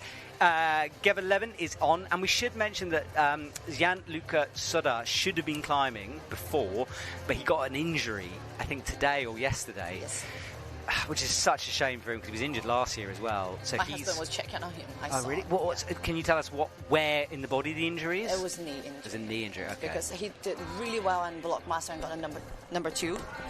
Sorry, I've just knocked off your microphone. Go on. I think it's really a big pity because I really like him as a super strong athlete, and he did well in the Blockmaster getting number 2. I think it is a knee injury, and is due to the previous round of the qualifications. There's a high knee movement, might be in a meniscus, so it's really a pity, yeah. Yeah, it is a shame. So he is on his way home. So that's why he's not climbing out. Gev 11 is there instead. All right, I think, who's down on the slab? Is that Nikolai? Yes, Nikolai's down on the slab on the left, and he's only got a minute to go to work this out. I'll never forget Nikolai Uznik, who, when he won the European Champs in Munich, he was so pumped that he had to try to massage his arms between boulders, and he still won the thing, but he was just destroyed. With such a condition. Yeah, I mean, I've never seen an athlete that pumped, I don't think. But look, he's one move away now, trying to do this awkward stretch. Max Milne is in action as well. That graphic says he's in the middle with the crazy coloured shorts. You can see those. The shorts actually coordinated with the colour of the boulder. They do. Look, Nikolai, did he get it? He slapped the wall. He's celebrating. I think he did. I couldn't quite see if he got the match, but yeah. He's packing, so yes, I believe so. Or yes, maybe and he's leaving, so yes, I think he's good. Right. And Max goes as well. So nearing, are we at the halfway mark? We're kind of near the halfway mark. Nearly. Let's watch some replays. The athletes who have climbed before. That is Julien Clémence there with the cool headband thing on, celebrating that top. Yuji Inouye, high left foot draw, trying to get a toe in underneath. Good work with that bicycle there in order to make that top. And the slap of the wall, of course. And this was Nikolai Uznik's top. We watched him on the wide. Tried to get that left foot on, found it eventually. Ooh, palm popped the first time, got it the second time. Controlled match. Well done to you, sir. Sacha Lehmann, Swiss muscle machine. Yes. On the right. Great to see him. I'm also super looking forward to seeing him in Wujiang for the lead World Cup. Yeah, I am too. That's his specialism, is it? And Martin Bergin as well comes on the left of him. He should be, yes, he's standing with the white t-shirt a bit away from the wall. Oh, massive cut loose there on MB2. Full scorpion. Edvard Gruvitz wraps himself around the corner. Manu Kornu, he's in action as well. Jakob Schubert. Go on, Jakob. Climbing. Awkward pinch, there we go. It is awkward pinch. And we'll try to keep you updated with the scores. If you're just joining us and wonder what on earth is going on, well, this is the qualification round. Got cancelled the other day. We are trying our best to keep up with all the action. We're having a different style of broadcast here today. Myself and Andrea here in the commentary box, and we are honestly having a lot of fun. Hope you are too. Right, Jakob is one move away on the left of the wall now. He's choking up. I can't believe he's lead climbing that boulder. Yes. I love it when they do that. Cuts loose, swings the feet round. Sasha got a quick send as well on MA1. Sima Lorenzi down on the left is on the slab. Jakob one move away. How is he still on this wall? That's now goes. That's some endurance from that man, eh? He's shaking on arms, so I believe so. He's a bit pumped. Crazy. Manu pulls on again. Jack falls on the first move in the middle. Edvards is resting. And Max. Oh, Max again with a huge scorpion on MB2. This is amazing to see all the strong athletes with great strength, muscle, at the same time amazing mobility. Yes, yeah, mobility. Because someone, I can't remember who it was, an athlete told me that mobility is fine. You've got to have strength with mobility. That's true. Because it doesn't matter if you can bend and reach the hole. You've got to use it properly. Exactly, especially on the end range, especially for the legs and split, how to push through, that is the hard part. Yeah, absolutely. So yeah, strength and mobility, please. So for whoever here is joining us, this is a long semi-final, I would say a long qualifications. You just heard mobility is very important. So take your time watching the game at the same time, I don't know, do some hip openings to keep it more comfortable for you. Not for those who are 2 a.m. or 3 a.m. right now in Europe. Well, I mean, if you're up at 2 a.m. or 3 a.m., you might as well do some stretching. Yes. Have a coffee, have a stretch. Sima Lorenzi took a big fall on the left. I think he's all right, though. Got up quickly. He's okay. Martin Bergin down on the far right is struggling a bit with MB1 with 2 minutes to go.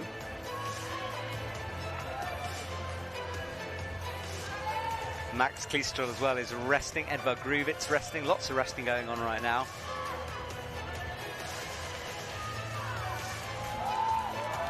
And Ritsu Kaotani making the top on MA5 on the far right on the slab. Good send from him. Jakob, the endurance machine, is back on.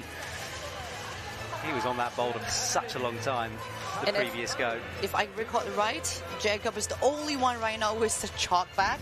Yes, you're it's right. obviously super strong endurance. There we go. He catch the last hold and gonna figure out how to move the right leg. He's got to kick that leg over, hasn't he? But he drops back down again to rest. He's trying to remove the heel on the left-hand side. Max falls on the right. Jakob again. He's still got that heel in. He's got to. Oh, he's matched it with the heel. Is that control? No. He's looking at. Oh no!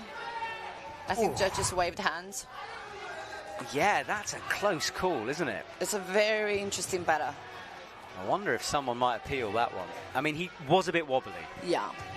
And the judges do look for wobble. Look on the left. Sima Lorenzi, one move away as well. Oh, no! Simon falls with one hand on the final hold. It happens so fast that we can't even notice. Is their foot slipped or his hand? I know, it's all go, isn't it?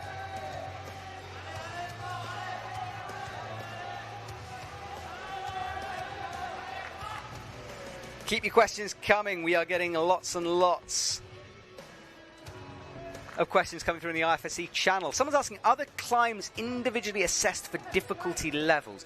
I presume you're talking about the boulders themselves are individually less. Yes, there's a general... in fact, I'm going to ignore that question because a star has just walked into the commentary box here. So Toby Roberts is joining us. We're going to get him set up and sitting down next to me. And just to remind everyone watching at home that Toby has literally just finished climbing, so he's sweaty, disgusting. He might be out of breath, but he's an absolute legend with us. Toby, welcome to the commentary box. How are you? Yeah, I'm good, thank you. Just finished my round.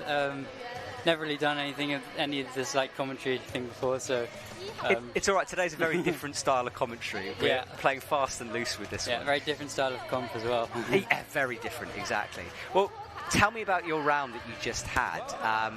Obviously, it went pretty well for you. Yeah, I've had a pretty good round. I didn't necessarily know what to expect. The setters didn't have a huge amount of time to set these boulders, so coming out it was good just to put in a couple good boulders.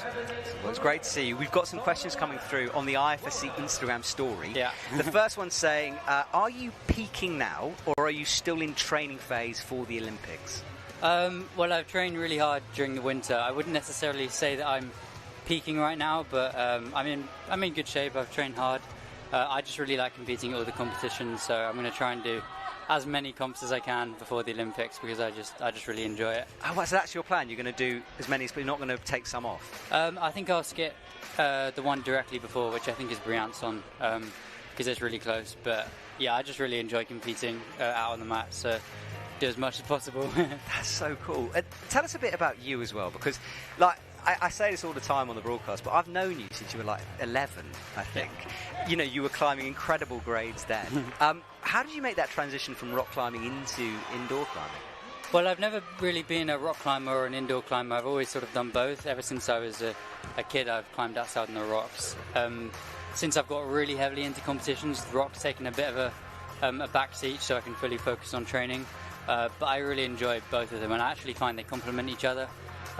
Lots of my hard ascents outdoors have like hugely helped my technique and lead climbing ability especially. That's good to know. As an outdoor climber myself, that's positive. Some more questions coming on the IFSC Instagram. What do you do during downtime? During downtime, downtime for me is just as much about chilling out because I'm training so hard a lot of the time. Normally it's just I do a lot of gaming, just nothing which strains your body, a lot of reading, stuff like that. I've got to ask, what console are you using it? What console? I'm actually a PC gamer. Are you? Yeah. But on the road? I mean, have you Nintendo switching? I mean, you need to diversify. Yeah, I've got sort of a laptop that I take away with me, so I'm a bit of a nerd. No, that's fine. That's awesome to know. What are you most looking forward to leading up to Paris this summer? Leading up to Paris, I think I'm just most excited to compete, just go out on the mats and not and just enjoy myself, and not look at Paris as obviously it's a huge deal with the Olympics, and I can't wait to go and compete there. Like, I don't know what to expect, but I'm just going to go in there with a level head and just enjoy it, I think. Really cool, man. More questions because I've got you, so I'm going to keep asking them. You recently were in Japan on a training camp. Yeah. Has that affected your comp performance and confidence? Japan was a really beneficial trip for me. It's so crazy over there. I did like a little vlog about my time out there, and it's just really, the level of the boulders is just so different. It requires such precision that you almost leave there a better climber. Like, you can go there being so incredibly strong, but the boulders will just find you out if you're not climbing them technically perfectly. So it's really insightful to go over there and just climb in their gyms, because I think you come out such a better climber. Yeah, I agree. It's a whole different thing, isn't it? Yeah. And people watching at home, apologies for ignoring the climbing. We are ignoring the climbing. I've got Toby Roberts in the commentary box. I'm definitely going to concentrate on him. But your teammate Max Mill nearly got the top. Yeah, Max is really, really strong. I think he's done the first two, isn't he? He got the zone on the third one, didn't he? Yeah, exactly. And he's very strong. He's on fire. What's it like? Tell us a bit about the British team. Because you've got people like Max on the screen there. Yeah. You've got legends like Molly who you can use for experience. Yeah. Is it a nice environment to be in? Yeah, it's a really nice environment. When we go away, we're all friends. We all get along. It's great just to be able to compete along your teammates, but then again, you're such great friends off the mats that it doesn't really feel like you're competing against each other. So yeah, we always cheer each other on, and yeah, it's a nice environment. Absolutely, man. And the final question from Instagram before we turn and let you go as well, because I know you're busy. Question from Nathan Climbs. Are you doing the Youth World Championships? I presume those days are behind you. I'm not doing the Youth World Championships. I would have really liked to, but I think it might clash with the Olympics actually. But I really enjoyed the Youth World Champs when I did it. Arco for me was my first Youth World Champs, and that was incredible. need more comps in Arco. I totally. We've got a paraclimbing comp coming at the end of the season. Which that'd be cool. Hopefully, I'm going because I really want to go. But I want the ice cream. Yeah, the ice cream in Arco is unbeatable. Toby, before you go, where can we find your vlog? Because I know you and your dad worked really hard on that one. So my vlog is Toby Climbing on YouTube. I post all sorts of stuff like from YouTube, from stuff about my competition experience to training and stuff like that. So check it out if you feel like it. Fantastic. Make sure you subscribe, everyone. Well, Toby, thank you so much. You go and have a good rest before this evening. And hope. Well, are you in the final? Do we know? I think I'm pretty solid into the semi-final. Semi-final, final. Yeah, I don't know 20. what to call it. Yeah, top 20. I think it'll be okay. Awesome. We can't wait to see you tonight, and best of luck. Yeah. Well, thanks for having me. See you soon, Toby. See you in a Thank bit. you. 好了，来，我们来看一下接下来出场的队员。Ladies and gentlemen, let's welcome next Google competitor. OK， 在1号线路当中第17位出场的 A 组选手来自于德国阿里亚达克鲁格伊利亚斯，欢迎。说的是一个人吧？好了，HOMC. Well, thank you so much for Toby for joining us in the commentary box. He's a busy man, so lovely to take his time out of his schedule to talk to us. Right, let us return to the climbing. Jakob Schubert is on the left of your screen on the slab. Let's have a look down on the right. Who have you got as newbies? Oh, USA, right, hang on. See if we can find someone here. That's Hugo Hoyer, yeah, from the USA on the right. And then Elias Kruger on the right. How you doing, Andrea? You coping okay? Yes, I'm good. Yeah, it's a busy morning here in the commentary box, and we have the semi-final/finals tonight as well, so that's coming up later on. Do remember you can send questions on the IFSC Instagram stories. You can send us some questions. Hello to Harry Slatter and wife Meredith watching from Australia who wants a shout out. We've just got a shout out.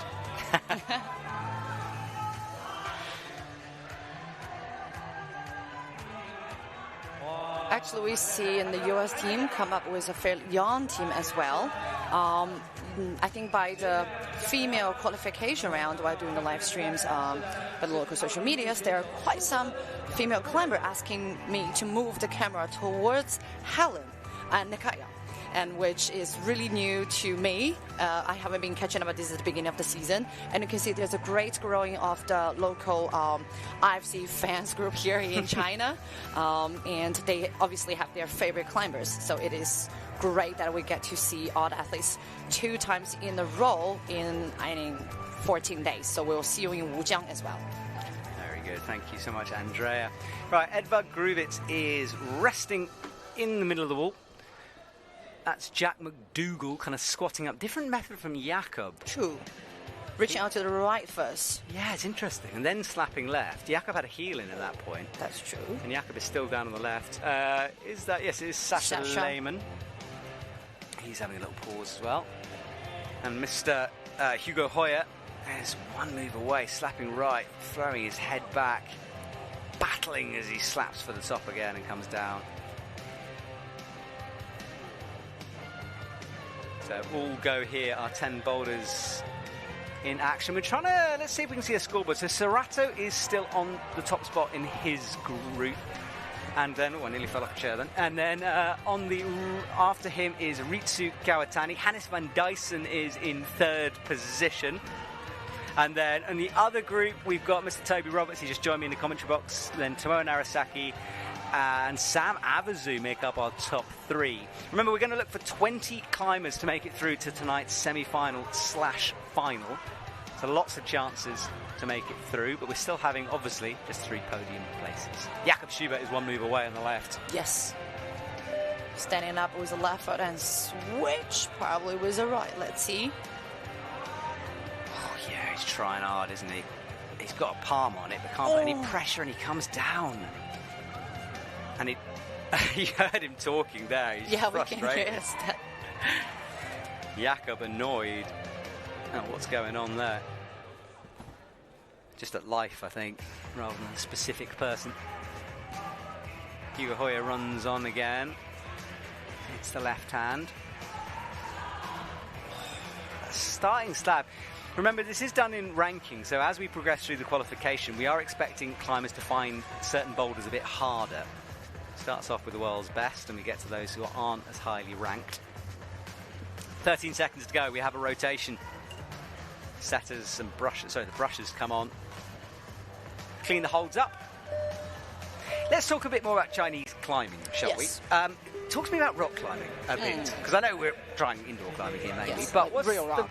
Real rock. What's the rock climbing scene like in China? So obviously everyone knows there's a very famous, I would say two famous cracks here in China. One is in Yangshuo, that almost all climbers traveling around the world know about that spot.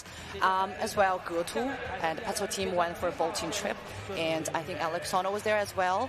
There are the major cracks we have, but during the pandemic or even pre-pandemic time, a lot of local cracks are developed.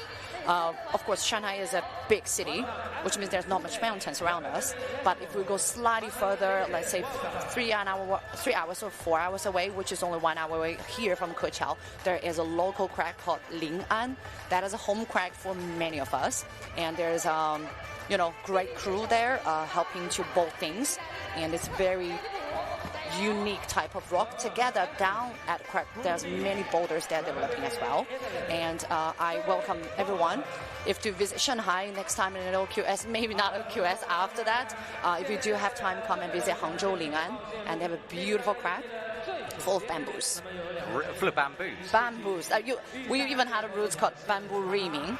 Wow. Because after you sand it and lower yourself down, it might poke you in that. Yeah. Which you want to avoid. It sounds like a terrible way to be lowered. Philip Schenk from Italy got men's one done pretty quickly, as did Nathan Martin from Luxembourg. He's left and gone. Down on the left, we have Max Milne finishing things off, and next to him, Nimrod Marcus as well on the identical slabs. That's what's going on down there.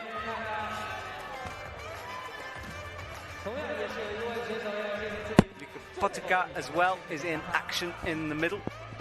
And from Switzerland we have Julien Clemence, very good in the world champs. He's just having a little rest in the red vest in the middle. I think on the left it was Ange. Yeah, Ange on the left, and then on the right we have... oh, yes. Yeah. So two Slovenian climbers on at the same time now. Max is one, move away, but big foot's pop for him. Julien Clemence is shouldering it out. Look at this, powerful stuff on the overhang there in the middle. And Nimrod Marcus is really extended on the slab as well. No feet now. Or one right foot perhaps right on the edge of the volume. It's hard to see through the distance. He's pressing to get the foot up on the last third hole. Yeah, and Luca Pottinger, he topped out MA2 as well on the right of your screen. So quick work from him. 2.5 minutes left on the clock for him to go away and rest.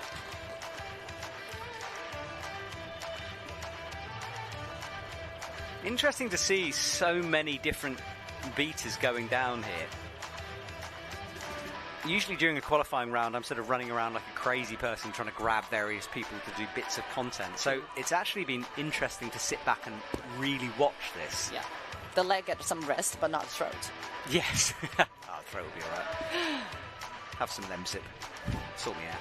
Bit of honey and lemon. So that's a secret for the long commentating day.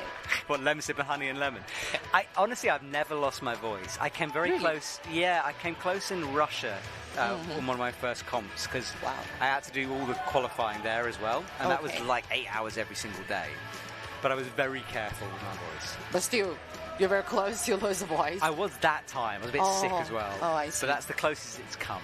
Since then, fingers crossed, touch wood, hope. Good to know. Pray to the angels, it hasn't gone yet. Right, Max got very close on the left, but can't get it done. Anže Prahak launches into the overhang again. Big shouldery cut loose as he swings those hips out. Brings it back to the wall.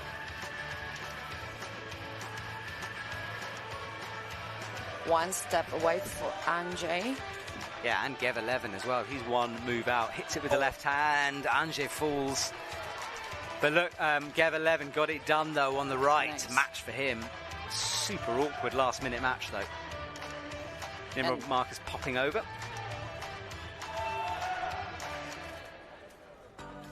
only a few left out on the mats now. Yunchong Song is doing well in the middle, or was doing well, came down. 30 seconds to go. I think he's actually not doing well. He's called it a day, so apologies, Yunchong. He leaves us on the right. So we're really left with the left-hand side of the wall now. Nimrod is again in the upper half of the slab, but he falls off. There are 15 seconds, 13 seconds left. Come on. Max is going to have to speed through this now. He needs to be precise. 8 seconds. I'm not sure he's got enough time. Prove me wrong, Max. No, he slips too. Right foot bobbling down. Right, we're going to take a couple of seconds break. We'll be back in a few minutes.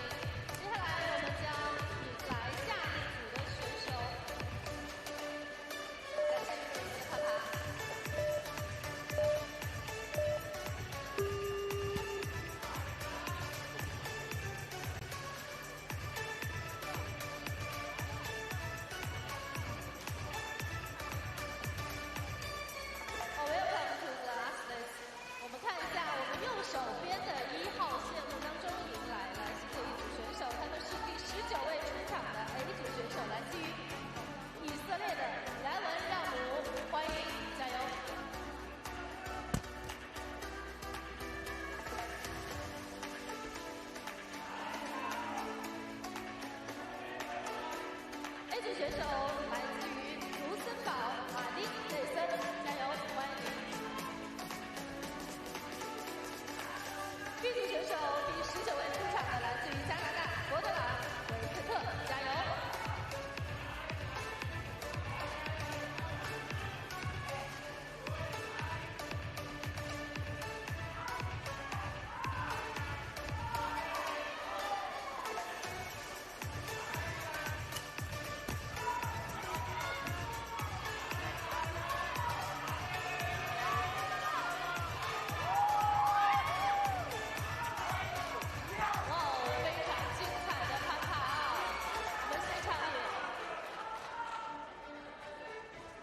此起彼伏的加油和呐喊声。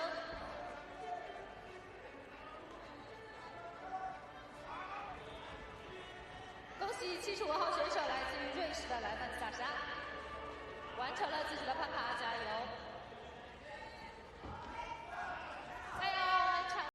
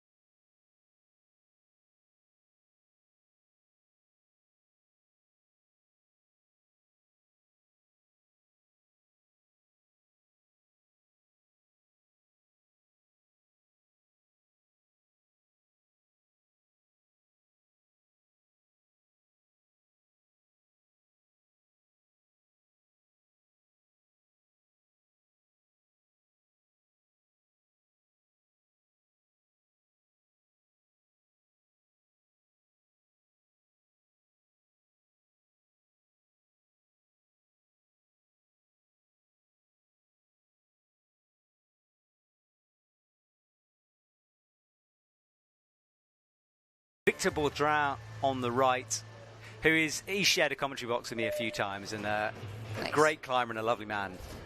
Man, can I call him a man? Doesn't feel like that lovely youth. No, he's older than youth. Lovely man. In between. In between. But yeah. There is Hugo, name on the screen. He launches up, hits the right hand. That big scorp. We've seen a few different ways of doing that. Definitely, yeah. Some people really arching the back and scorpioning it to pull True. the momentum back. He not so much on that one. Victor is easily in to the first move. I think he's been struggling with this, though, this next section. Hits the left hand, brings the left foot up into the crimp, fires off. Didn't Pulls look it quite off. settled. Yeah. Looks quite dynamic for such a tiny, tiny cream. And 22nd, I think they all have some time, but yeah, Martin also left. Could be one of those slabs that the time actually helps, you know. You don't think about the moves so much. And certainly at the moment he's cruising, but this is the move. No, not A going to good be. fight, so one more round. Yeah, I mean, he'll know it's an important one to top that, so tricky times for him. He'll have to go back. Here's a replay of Sasha palming. Oh, that's such an awkward shoulder move, isn't it? And then the match, wow. Actually, for the first time I see Sasha in person, I realized he's fairly shorter and he's so strong. And, well, in local community, we always say, yeah, well, I'm a little bit shorter, my arm span shorter, but I met so many top athletes, you know, not like over 175 or 180, they did great. So, no excuses, fellas, we need to train hard. Absolutely, height is not an excuse. I mean, it's one of those things we talk about a lot because it does make a difference to how you climb a boulder. Yeah. Because you have to use your sort of natural advantages, you know, with you. And if you're smaller but more explosive, perhaps you do it one way. If you're taller, you do it another way. Yeah. But generally, it doesn't sort of prevent you climbing a boulder. Usually. You just need to be strong enough and Yes. know your body well. Yeah, we know what Alex Magus would say. He'd just be like, get stronger. Yeah, true. Okay, Alex, fair enough. Ram 11 is in, number 79 on the far right-hand side of your screen. And he is joined by... Who's he joined by? Who is he joined by? Luke Gowenbin, who's just topped out. Oh, that's a fast Yeah, good work from one. Luke. Looks from the Singapore team. Yeah, Singapore. It's nice to see the Singapore team getting Yeah. close to here. One of our judges is from there as well. Oh, down on the left, look, Slab top out for Angie, yes. Yeah. My It's brain, hard to recognize. my brain just waited a white noise sound then. Philip Shegg is down on MB2. He's one move away. Hits the left hand, gets the right leg up, does that bicycle and Beautiful matches. matches. Good strength from him there to get that one done. Julien Clemence down on the left is having a bit of a rest. Actually, a while ago, I was talking to the photographer from a Singapore team, Brian. He mentioned me that, you know, all the Singaporean national team for all type of sports share the same physio center, share the same training facilities. So it's more equal for all type of sports, but, you know, enjoy all the resources. It's really good to know about that. Yeah, that is good. So there's a sort of a central place they Yes. go to. Okay.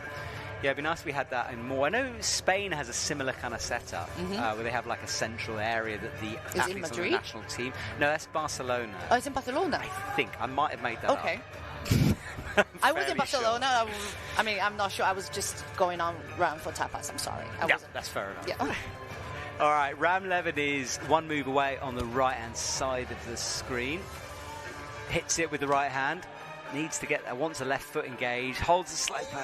No control, though. Yeah, once you lose a foot, it's pretty hard. So some of the better from the previous athletes, they will do a under push movement with the other hand. Yeah, there's a few ways through it. Some have stuck the sloper, the double True. match, but not many. Yuji on the left is a move away as well. He's pressing up with the palm, holding the banana hold, turning his body over to the left. Stretches up slowly. No go that time. Oh, it's close though. He's got a thumb right on the edge, pops it and falls. Tricky stuff. You can't get much closer than that. I for can a hear top. him yelling from here. Yeah, he gave a scream there, didn't he? About halfway through this qualification / semi-final-ish round here in China. First Boulder World Cup of the season. This is first World Cup of the season. And what a year it's shaping up to be. The Olympics in August, of course. Ram Levin, keep an eye on him on the right as I'm talking. Undercling this time, so he did change the beater like you said. Yeah. Good move from him. Oh, excuse me. Yes, it's a big year. So Olympics coming up in August. We've got the European Championships. We have obviously the OQS coming very soon, and then there's the FISU Games as well, which is the University Games that takes place in Koper after the World Cup. Yeah, in Slovenia after that World Cup. So big year for comps. Wow, lots going on. Less busy in terms of schedule from last year, which was crazy. Yeah, university comps are also scary to watch. It reminds me that we're getting old and there are more and more younger athletes coming up. I know, right? I know, hate the youth. Love them but hate them. So hello to Harry Slatter on Instagram as well. Do let us know where you're watching from. If you are watching, it's very early in the morning in Europe, of course, but there are people from all over the world. We've heard Canada. I've gone completely blank. Where else we have? USA, Singapore, lots of places throughout the world. So thank you so much for joining me here this morning on this slightly chaotic but a lot of fun World Cup qualifying round. It's a little bit different from what you've seen before. This evening, of course, we have the men's final. I'm trying to sort out a co-commentator right now. I have messaged Stasha. Just saying. She has got a training session though, so she's trying to work it out. I think she asked me where to train around, so I text her another gym a little bit further. Okay. Sorry that I'm taking her away. Yes, exactly. It's your fault that Stasha won't come. But I love Stasha. I'm sorry. Well, I'd like to have her in. So maybe if you're listening to this and you'd like Stasha in the commentary box this evening, maybe send her a cheeky message on Instagram to persuade her. You know, if she suddenly gets a whole load of messages, she'll be surprised and perhaps will be persuaded to come back. So I'm trying, but we'll find someone to join us anyway here in the commentary box. Diane Akhtar from Great Britain is on the right-hand side of your screen. And then Diane Parks as well from Australia. Is that Diane? So it is Diane who's out. So I made a video with Diane actually recently for Epic TV because he was at Plywood Masters and he flashed every single boulders in quality. He's the only one to do it. Yeah, it was very cool. That's on Epic TV if you want to see that. But it's yeah, he's a man to watch. Lives in the UK, but he's an Australian athlete. He's a good outdoor climber as well. He's on the slab on the right. I love Epic TV. That's how I originally know you. It's what Charlie very long time ago. No, shout out Charlie Bosco. Always do. Victor Baudran, look at this in the middle. Oh, I had a real deep lock with that right hand. Shouldery move there. And Hugo Hoyer is the only one on the wall currently. Oh no, sorry, there's a slab down the end. Who is that on the slabs? That's Max on the left. He's on those banana holds. It's funny, that foot he's standing on the right foot, they're making it look quite good, but it's literally just the edge of the volume. It's not much. I think there's a tiny bit of a screw on. Looks reddish. But oh, yes, you're right. I can see it now on the screen. Yeah. Okay, well, that makes sense. But it might be really bad as well. You never know. It's better than the edge of the volumes. You are correct. Yeah, I couldn't see that on the wide shot. And when Max comes down, though, at the top, he kicked the left foot up very, very high to try to get that move done, but couldn't make it work. Diane reaches up to the first of the crimps on the right on the slab, reaches over to the left, brings that left foot up, pops into the side pull thing. Australian team are pretty strong this time, and Oceana's doing really well. I won't spoil that, but she's doing really well. Yeah, Oceana, a bit of a legend. She for the Olympics, well, as did Campbell Harrison. He'll be up later on. A couple of climbers' time, actually. 2 more climbers before we see Campbell Harrison out on the mats.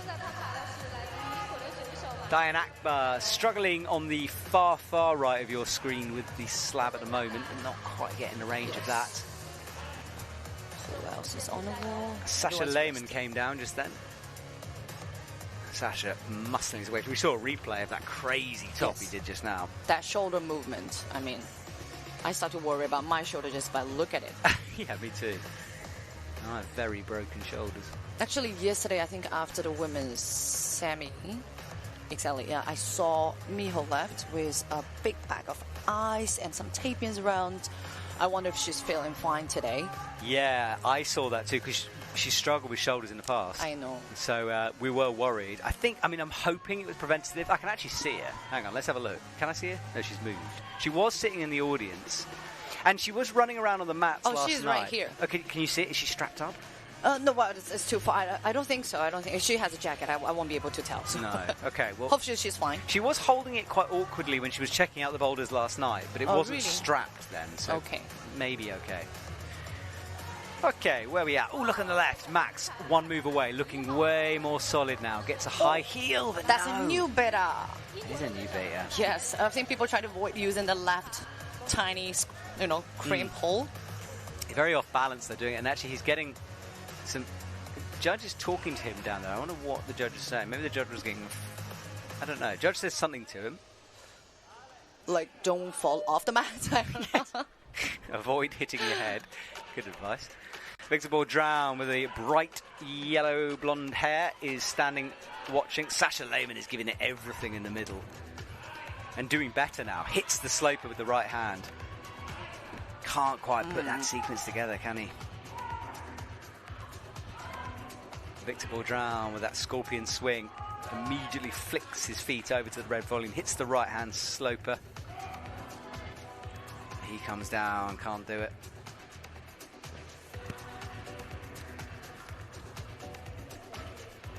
I see amazing locking strength here. Yeah, look at this on MA2. Powerful moves. I'm trying to work out who that is, to be honest. From my eyesight really needs to improve here. Me too. It's a pretty hard job to sit here inside the commentary box because neither the screen or the wall is closer enough for us to tell. You're doing a very good job. I feel you, Matt. Well, that is Diane Akbar, who is matched it with the undercling move. Good work from him. He got that done. About halfway through that boulder. Philip Schenk runs on first onto the mats. And then from Canada, we have Guy McNee on the far right of your screen. We are actually missing an athlete, which is interesting. I think that should be Lassie von Trier from Germany. Man boulder 1, but on the group B. Yeah, so for MB1. Interesting. Yeah, it is interesting. I'm not sure why he's not there. I'll try to find out. Give me a second. But yeah, we are missing an athlete at the moment. There is... Let me have a little look. See?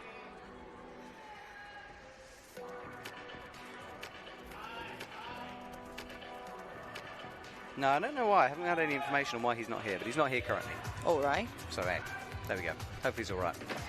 Who's down in the end? Clements is down on the far left, reaching up high, not managing to make it. Ram Levin swinging around on the middle of the wall. He's doing well on MA2 on the far, well, second to far right of his screen. Philip Schenk cleaning up that hole there in the middle. One step away from Man Boulder 2.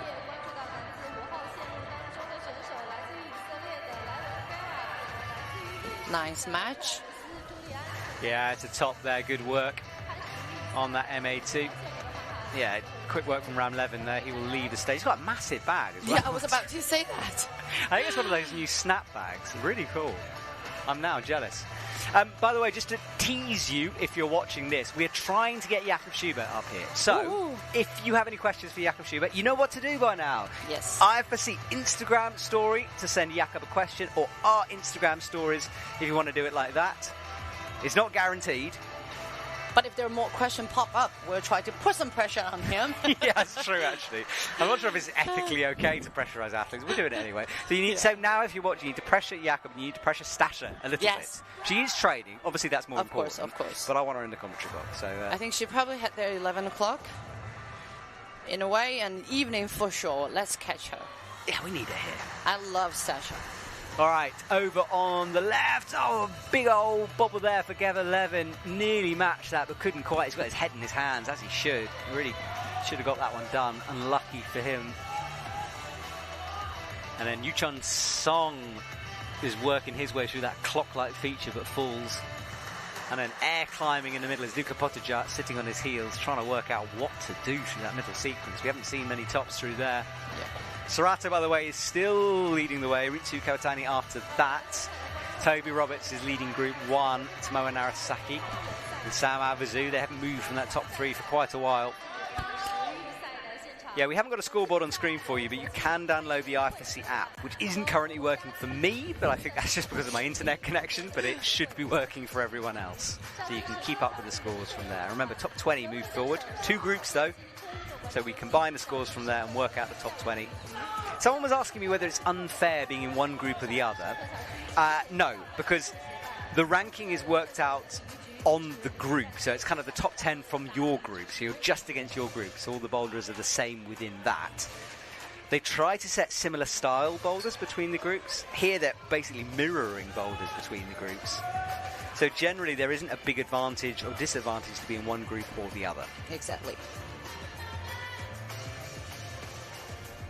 And Chung Song here underneath doing much better on the clock light feature. Left hand on the sloper though. Oh, reaches through but can't make it work. And Gev 11 will go again. He came so close on that slab, can't get it. And the slab is proving problematic over on the right for Guy McNee. And he's looking down at his skin. Skin really a struggle for a lot of the women yesterday. Yes. Even for Yan, I saw her look at her finger when she fought from the first problem, and we were like, oh, yeah. In the semis. It's interesting that many, including myself, I'm not sure about Matt, are you a sweaty hand person? I'm luckily not too bad. Really? Yeah, I'm okay. That save you a lot of money for the chalk? Yes, it's true. Yeah, no, skin sweat isn't too bad for me. Okay. I'm lucky, I think, because for a lot of people it is. I mean, Miho Nanaka apparently has terrible skin. Well, she's using a really good chalk to cover that issue. Yeah, and for OQS in Shanghai, it will be May. I'm local. I can tell you that's going to be a pretty hot and humid weather. I hadn't thought of that. That's a really good point, yeah. So everyone who came to Shanghai, I think, while landing, they text me, like, hey, Andrea, how's the weather right now? I was like, this is perfect, but don't expect the same 1 month later. Wow, okay. Well, that is it an indoor venue or outdoor venue in Shanghai? For now, we know it is an indoor venue. I'm not really sure about construction details yet. Someone said it's a temporary wall. Somebody says it's going to be fixed. There's a lot of construction going on in Shanghai, and what I can assure you, if the site is short, it will be beautifully at the riverside, the Bond side of Shanghai. Awesome. I'm looking forward to that. I don't think I'm going to be there in person on that one. I will be doing it from Madrid, I think, for the Olympic channel. Okay. That's, if you want to hear me commentate, that's where you can hear me. Stefano Gasolfi is on. It's brilliant to see Stefano Gasolfi back in a boulder course. Yes. I had a chat with him the other day and said, why are you here? But obviously building up to the OQS, you need to have some boulder. And Stefano, people forget how good he is at bouldering. He's amazing.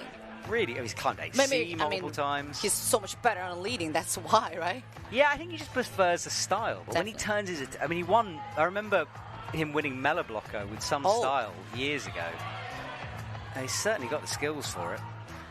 Is struggling, as I said, that on that slab at the moment. Diane Akbar from Australia is in MB2.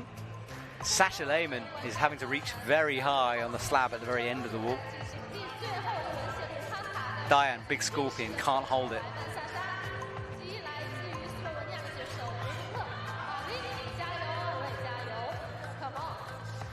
And Dylan Parks there, cleaning the boulder off in the middle. Is that Dylan Parks? No, it's not Dylan Parks.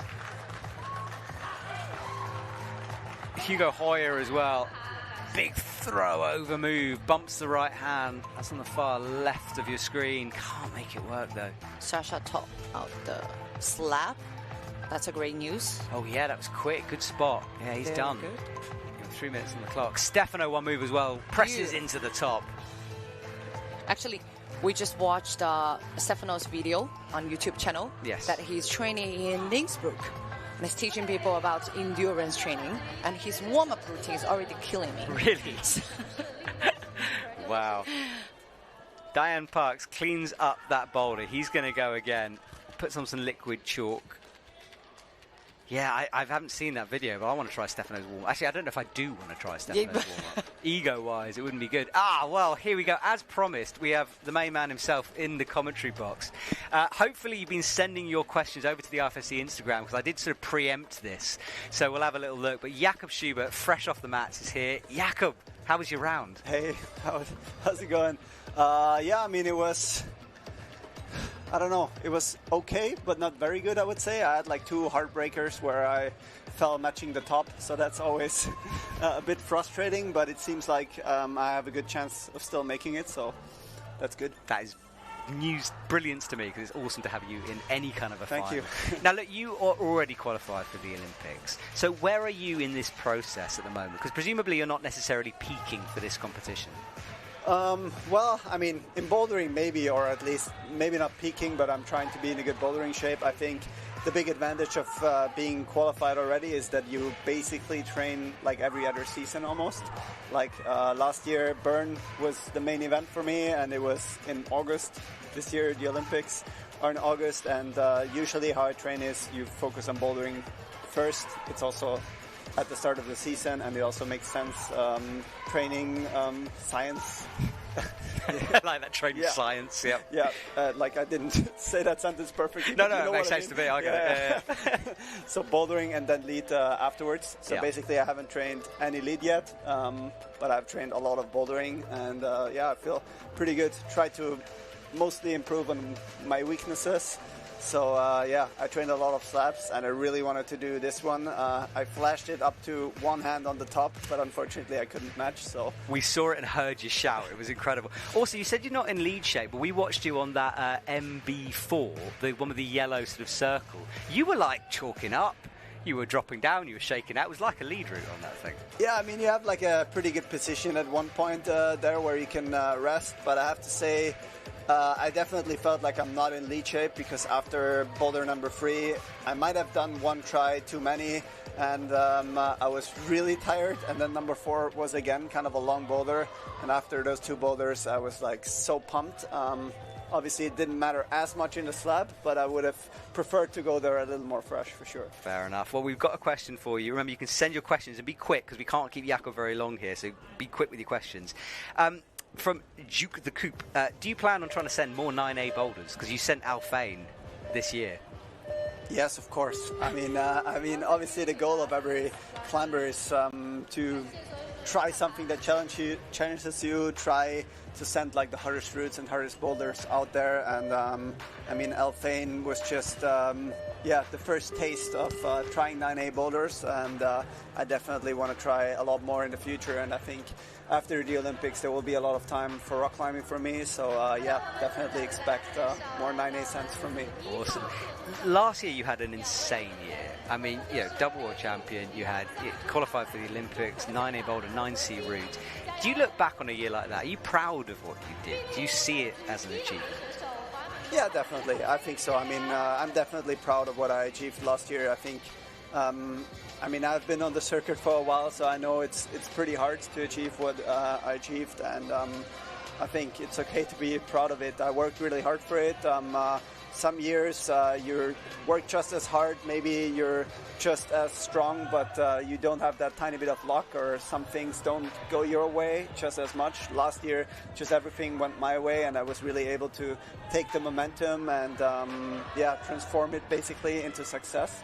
And it was an amazing year, and obviously it motivates me to try to make it happen again, or have such a good year again. It was inspiring, honestly. Like watching you that year, it inspired me anyway. A question: can you ask the athletes about their pre-comp routines? How do you de-stress?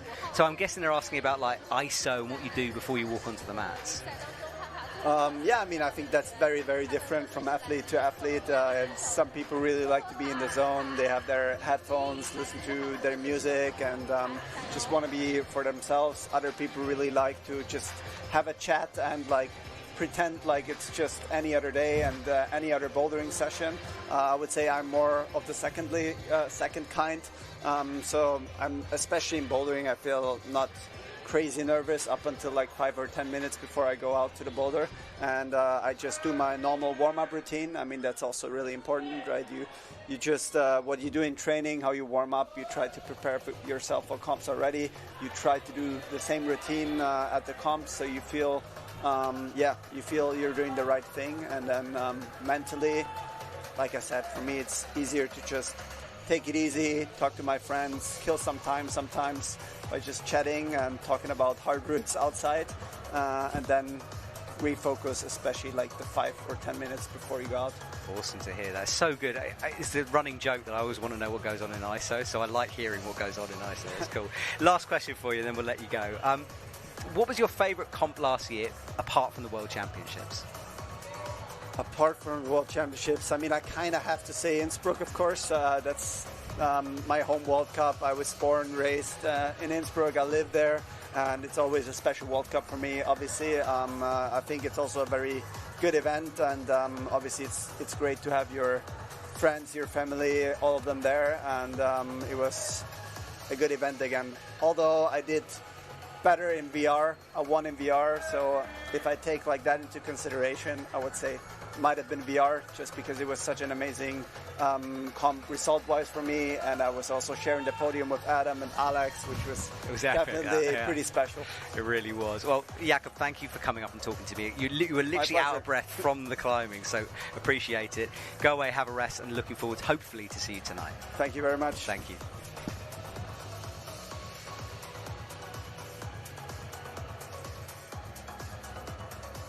Well, thank you, Jakob Schubert. So cool he takes time out of his routine to come up here and give us some of his expert knowledge. Brilliant having him in the commentary box. Well, I'm going to take a little break myself. We've got about a minute to go on this round. I'll be back at the start of the next round. See you in a sec. Remember, keep your questions coming. Send them to the IFSC Instagram page, all the rest. I'll see you in a few moments.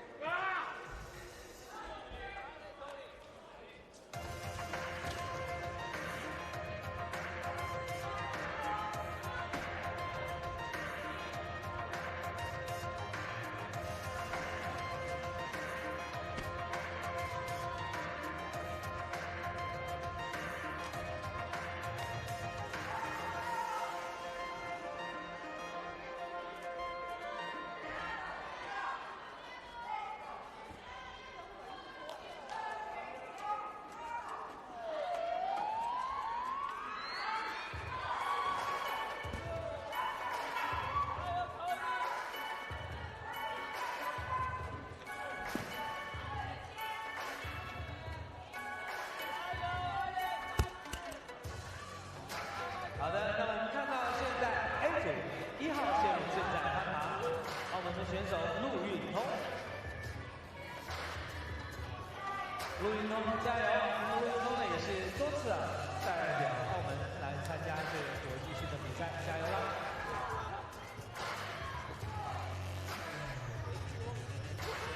同时呢，我们看到这边最后一条线路，美国的选手雨果还在尝试当中。Come on, Hugo, come on.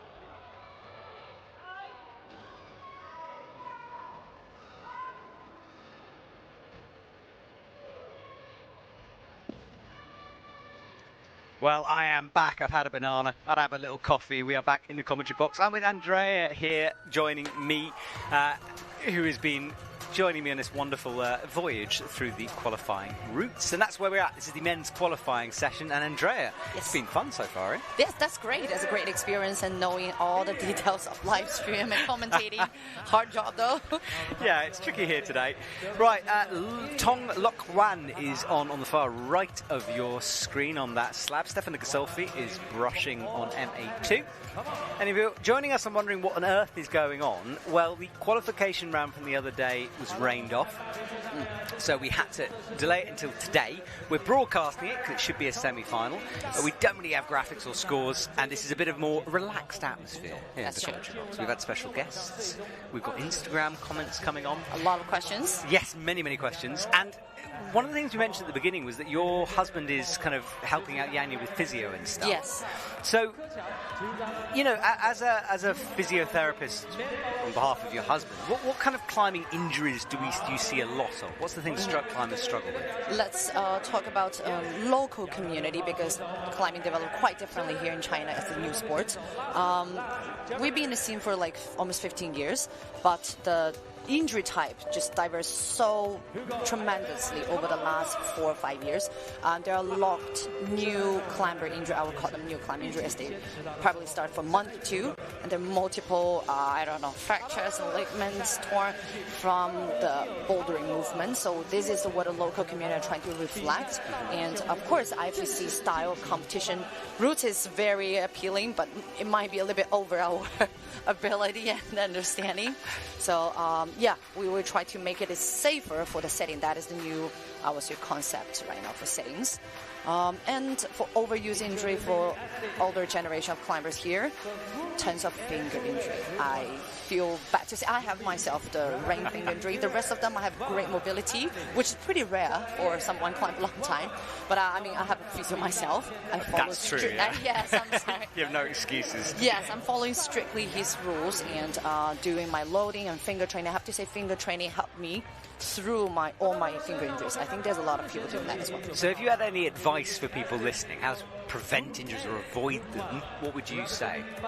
I would say that is quoted by my husband. Of course, yeah. We're speaking on behalf of him, yes, which is a bit weird in practitioner. hindsight. I don't know why I started down this line of questioning. I think he will give me the authority to say that. Okay. Is to watch out your training load and, train within control, because there's very hard time that we will control while we're climbing, bouldering, but while you're doing fingerboard, you will know the kilos and sets and times and rest. That will be a great start for you to build up safely, and don't forget to deload. The deloading week is obviously important for those who are lifting weight. You do deloading, same for your finger training. Brilliant advice on behalf of your husband. Thank you so much. But you know your stuff as well, yes. So it's good to hear that. Thank you so much. All right, there we go.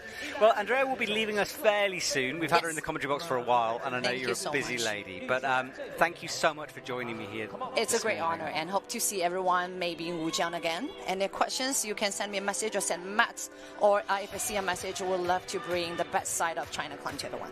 Awesome. Thank you for your time. We'll see you soon.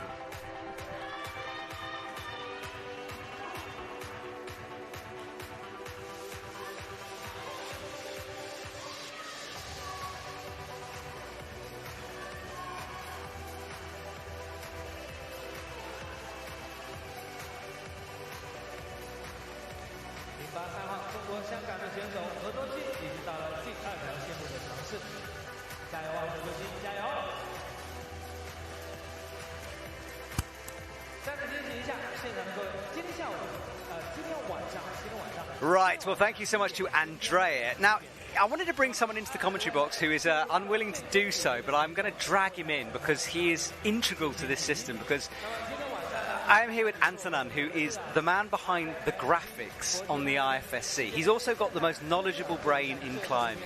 If I could take this man's brain and put it in my head, I would be a better commentator. Mate.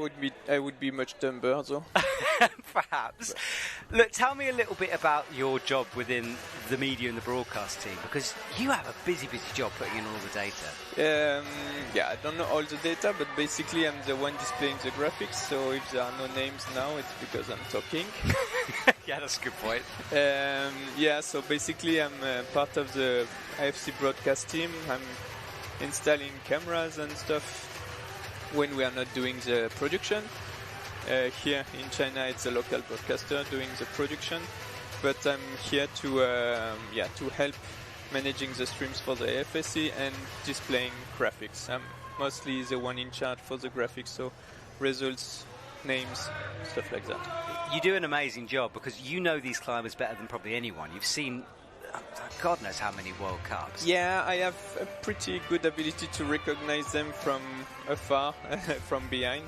Yeah, that's why I'm the one doing the names, like, yeah.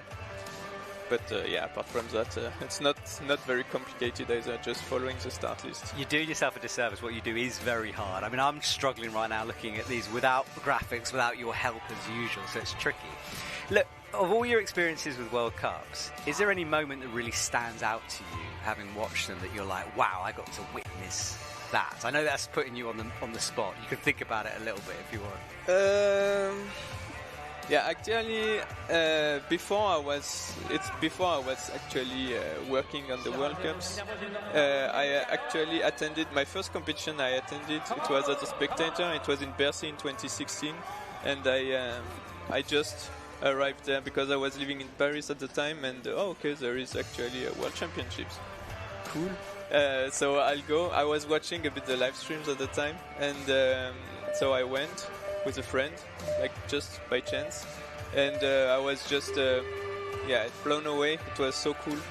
I just saw Adam Ondra topping the route, and it was just an amazing moment. And from there on, I thought, oh, okay, maybe let's see if I can try to get involved into all this.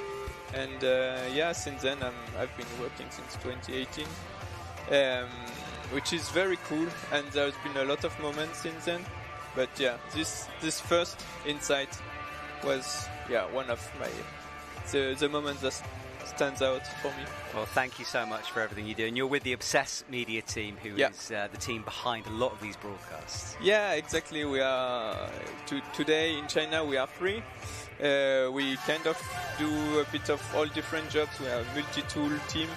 So because we are a small team, so we have to do several roles. So we are all pulling cables when we need to install. Arno is here today. He's actually doing some filming for the content for the World Climbing Club on YouTube. Yeah, exactly. So he's filming, he's editing, interviewing with you, and apart from that, normally he's doing the direction. So he's the one directing lives when we are doing the productions. And so yeah, multi-tool team. We are all doing different things, which is nice because we are able to see different aspects of the work. Well, thank you so much. I'm going to let you go now. We'll talk some more about climbing. Go stick some graphics on the screen. Give me a hand, and thank you, mate, for all your work. I appreciate it. Yeah. See you soon. Get out of here. Right, Campbell Harrison is on the stage. Olympic qualifier, picking up the brush down at the front. I was chatting to him on the bus the other day, and he was asking if there is going to be a broadcast from this, and I said yes, if we can make it happen. So yes, we did make it happen. So Campbell, hats off to you, lovely gentleman. He's on MP2. Having a little look down, seeing who's on. We've got Ashwin from Thailand on the far right. Great to see Team Thailand representing more and more here. And then Raviandi Ramadan, what a man. Know him from time spent in Jakarta. Absolute legend. He's one of 2 brothers, both competing here. Twins, I think. Very, very strong. Perhaps more specialised in lead, but obviously in this OQS Olympic build-up year, he's out and about.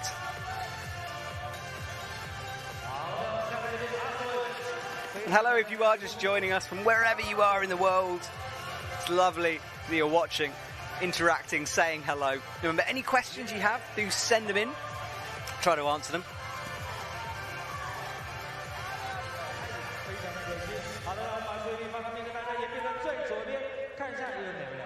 We're really enjoying the climbing here as we come up towards 11:30. There is Mr. Campbell Harrison and Antonin on the graphics. Thank you, sir. Putting some names up. Stefano Ghisolfi. See, this is why I need Antonin, who we just interviewed. Look at that, he's going crazy now. Thank you very much, sir. Appreciate it. Yeah, Stefano Ghisolfi is just cleaning up MA3 there. Remember, we're looking for 20 athletes to make it through into that next round.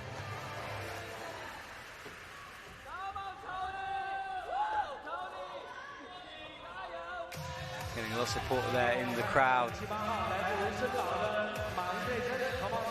Tong Lok Wan is fighting with MA2, really struggling.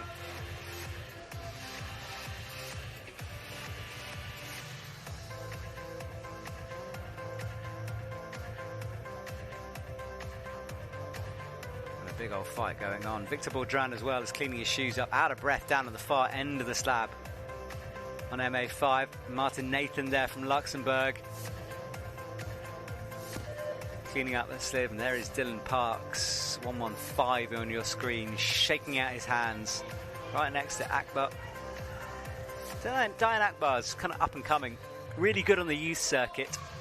It's fantastic in Voronezh a couple of years ago, making that transition into the senior circuit, which we know is always tricky.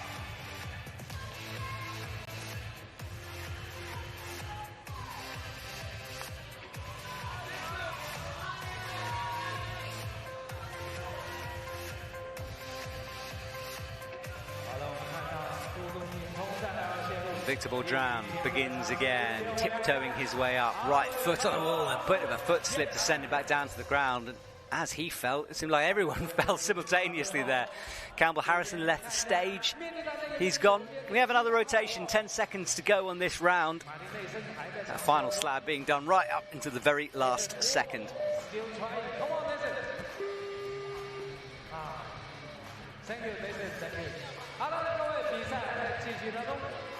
I do want to apologise, by the way. I talked about Dylan Soin earlier on that we made the video of at Plywood Masters. Got it mixed up with Dylan Parks. Apologies about that, Mr. Dylan Parks, who's doing very well out there on the mats. But yes, sorry. I got my Dylans mixed up in my head. I do obviously know the difference. I just had a moment. People are asking about the average grade range of boulders. Now, this is always an interesting thing to think about, because no route setters ever want to say what the grade is, because it's pretty difficult to work them out, because it's not like you go to an outdoor area and it's 7A is a 7A. Time is a huge factor here. Doing a boulder within 4 or 5 minutes is difficult, and also it's a different style. So no, it's hard to put a grade on boulders. It's kind of easier for the lead routes. I reckon round about 8C, 8C plus for the men, 8B plus to 8C to 8C plus for the women. So up there in the high 8s for the lead routes. Boulders much, much harder to judge, but tricky, put it like that. Seeing the names on screen, what a job Antonin is doing.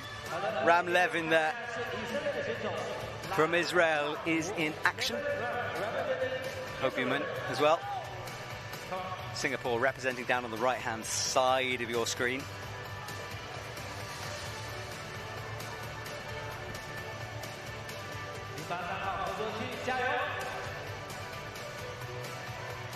Guy McNee has actually left the stage. He was, no, he hasn't left the stage. He's standing with hands and hips, kind of looking out towards the right. Cannot figure how to do that middle sequence. Real tricky, those middle two boulders, right in the overhang. Huge fall there in the middle, spiralling down. And disappointment from him as he picks up the brush again to try to re-go. Rodrigo from Brazil is on the black volumes, crosses through with the hands. And gets a high toe.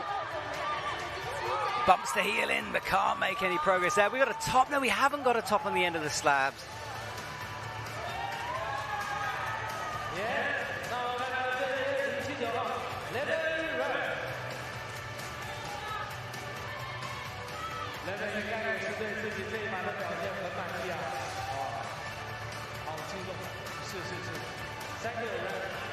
People are asking about the finals tonight, whether it'll be run like a semi-finals or whether it'll be run like a finals. It'll be run like a semi-finals, the rotation format, 20 athletes, but obviously we're looking to give away podium places, so the top 3 will receive medals. If you saw Korea last year, it's a lot like that, well, exactly the same, for example.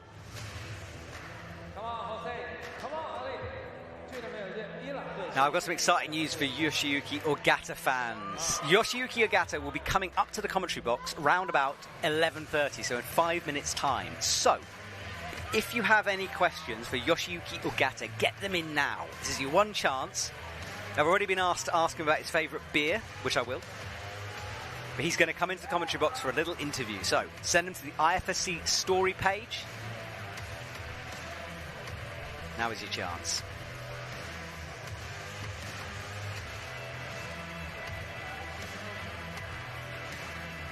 Hussein is on the far left of your screen. He's chalking up. Also from Iran in the middle. He is. Hang on. Ali. 119. Ali's first World Cup, in fact. I was chatting to him and Elnaz the other day at dinner. I think he was a little bit overawed being around everyone. And he would be. I mean, you walk into some of these events and suddenly you're literally shoulder to shoulder with people like Jakob Schubert, like Janja Garnbret. It's intimidating, especially for your first World Cup.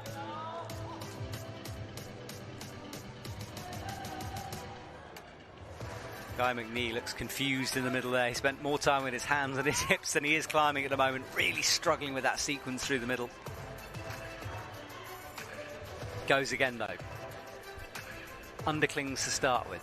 Up towards the first crimp, holds it, locks it off, looks out right, hits the pinchy sloper but falls.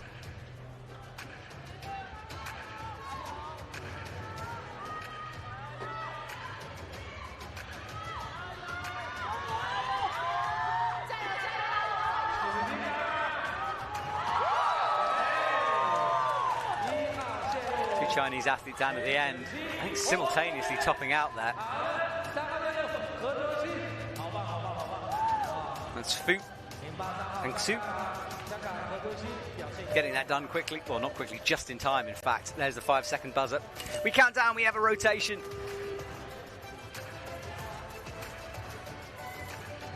Oh, look at this top. Dried his hands there on his t-shirt. Got the match eventually. Look at that left foot disco legging there. Head in his hands. Maybe he wasn't given it. It's an emotional moment for him, certainly. There is Xu there, made the match on top, celebrating with the slap. Great work from him. So we're winding down. We're not winding down yet. We have maybe 6 or 7 more athletes to come out onto the mats. Maybe a few more. Yeah, about 7.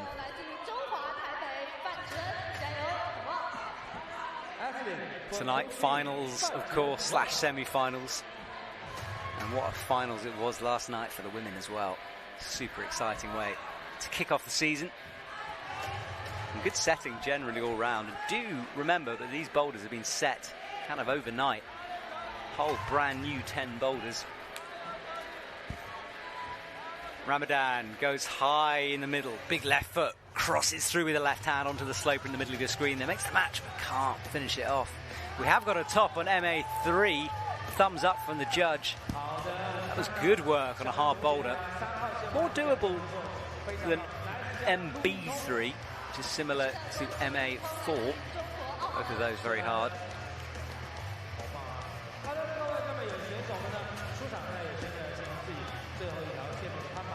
Qian Fan in Taipei, spinning off the slab, and yeah, frustration from him. Can't quite figure that one out, can he? Got lots of time though. 3 minutes 10 on the clock. Hugo Hoyer walking across in the middle there. Diane Akbar. Quite sure why Diane Akbar is still. Oh no, we are in that rotation. I thought he might have been called back, but no, he's one move away now. Got to trust those banana holds. Tiptoes the feet up. Has a little glance over his shoulder at the last hold. Hasn't got the range for it. Stefano Gasolfi, haven't been paying too much attention to him on the right of your screen as he builds his way towards the OQS. The OQS was a focus for a lot of the athletes last year, just trying to get into that series if they weren't going to qualify.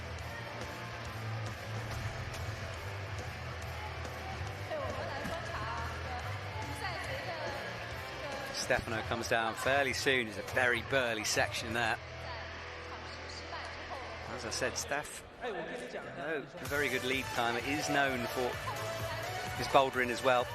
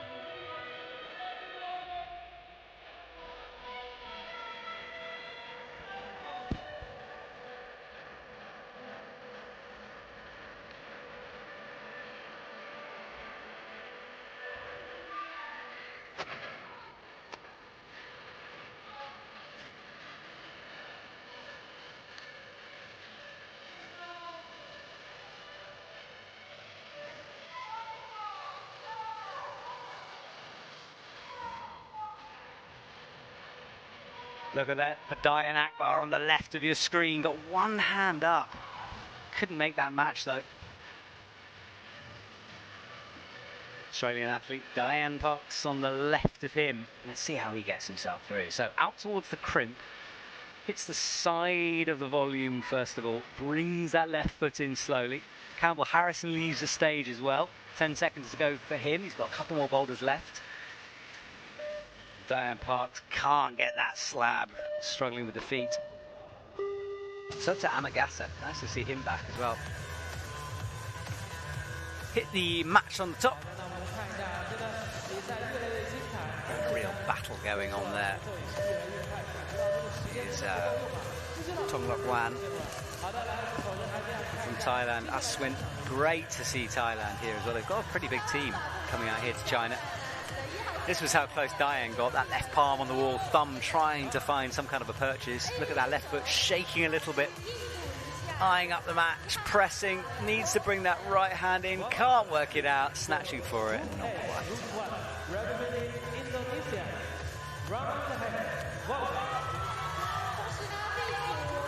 Rabianto Ramadan. I said there were brothers, there are indeed. He's on the far right from Team Indonesia. Malaysia, Ayman is next to him.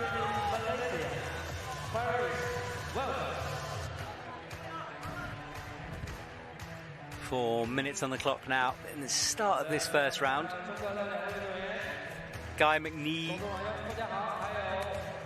is trying to wipe the sweat out of his eyes. He's having a little bit of a battle down there as well. Hussein brushing up that, I'm calling it a clock style move. It is kind of like a clock, isn't it? I mean, it's in a circle like a clock. Look at Ravianto on the right. That's the double match for him. He does it the harder way as well, with the double slopers instead of the underclick.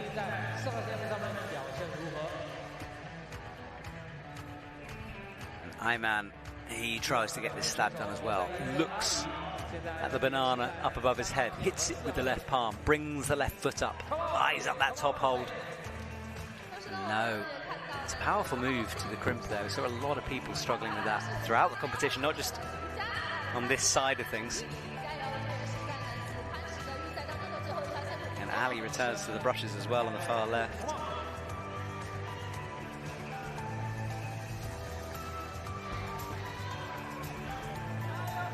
Remember, get your questions sent in for Yoshiuki Ogata, who will be joining me, I hope, Otherwise, I've overhyped that one, haven't I? But he will be joining me in the commentary box later on. So please get your questions in for him if you have any. IFSC Instagram story pages where you can send those. Or my own Instagram if you want, MacRoom1.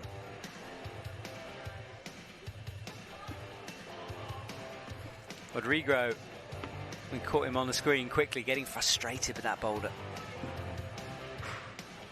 Ooh, and that right hand hurt there, didn't it? Keqiao shaking it out in some pain there. It's not often that the athletes hit their hands, but that feeling when you slide off a hold and you leave a load of skin behind makes you wince. Bit of a brutal... It's a brutal sport, Clive. When Jakob came in earlier on into the commentary box, his right leg was grazed up, there was blood coming out of him, Toby had hit his face. Athletes are literally putting their bodies on the line out there.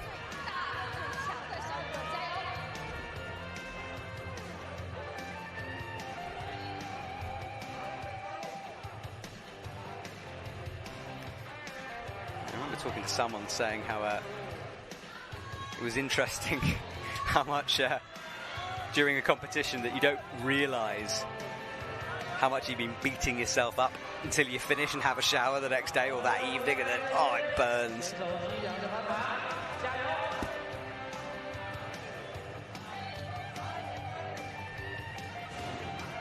So yeah, it's a brutal sport. It's climbing, non-contact of course, but contact with the wall and the mats happen fairly regularly. Ali Salmian on the left is still waiting, still resting. Oh, he got a top though on the far left. Top's not coming as quickly as we saw at the beginning. That was Nicholas Colan, which is odd. I think he must have been called back. So, yeah, it was Nicholas Colan. So that's why we saw a very good top. So sometimes what happens if there's an appeal, or if someone makes a mistake, or something needs to be reset, then they'll be called back into the commentary, but back onto the boulder to have another go. Now, I promised you guys that he was coming, and he is coming. In fact, he's next to me right now. Yoshiuki Ogata is in the commentary box. We are live streaming with him, so we're going to have a little chat to Yoshiuki. So, Yoshiuki Ogata, welcome to the commentary box. How are you feeling after your round? I was a bit nervous because it was the first World Cup this year, and I didn't know how good my shape is. And then it's like I saw other climbers in the warming up for the first time this year, and then everyone looked very strong. And yeah.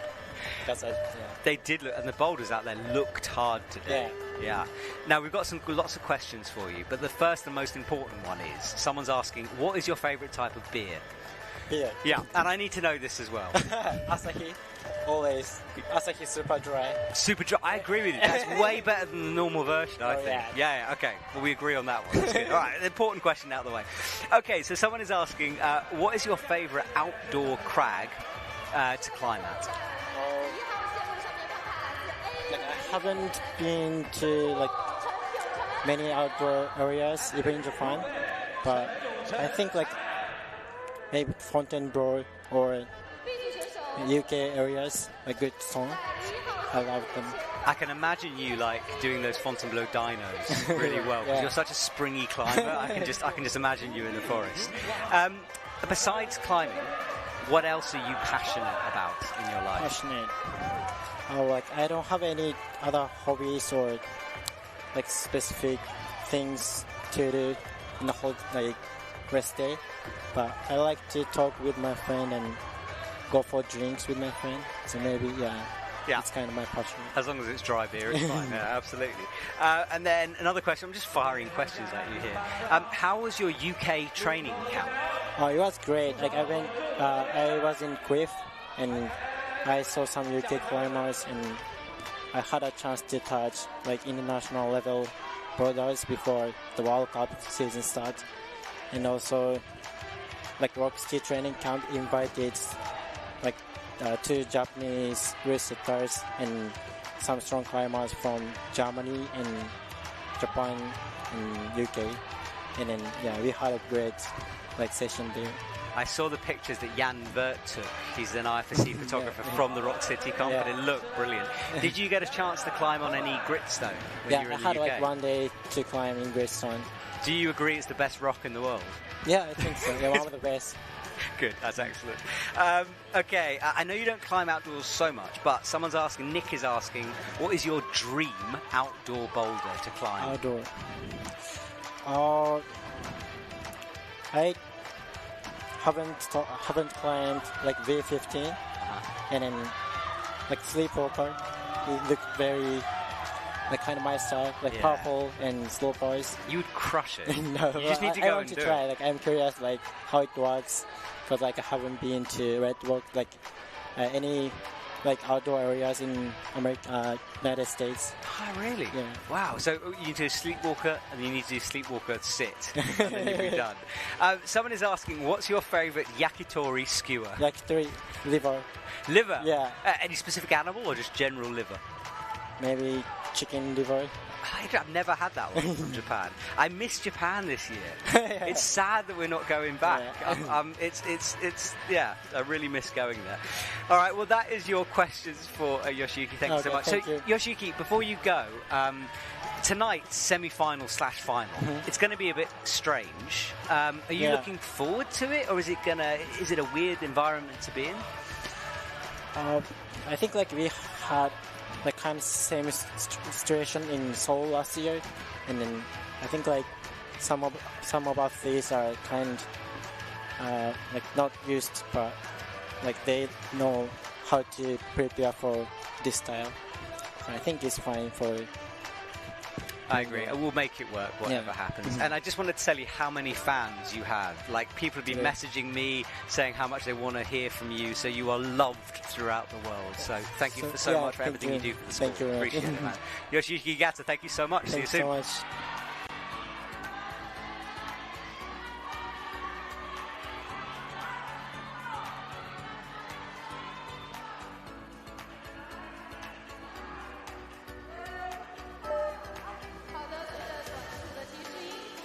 Thank you to Yoshiuki. He just missed out on tonight's semi-final / final, so we won't see him tonight, but always good to have him in the house and in the commentary box. First time for me to have him up here. So thank you to everyone who sent questions in to Yoshiuki. So happy that these pros could take a couple of minutes out of their day to come up and have a chat. It does make a big difference, eh? Well, next rotation, 34 seconds, so I'll let you enjoy the climbing on this one, and I'll come back in for the next one.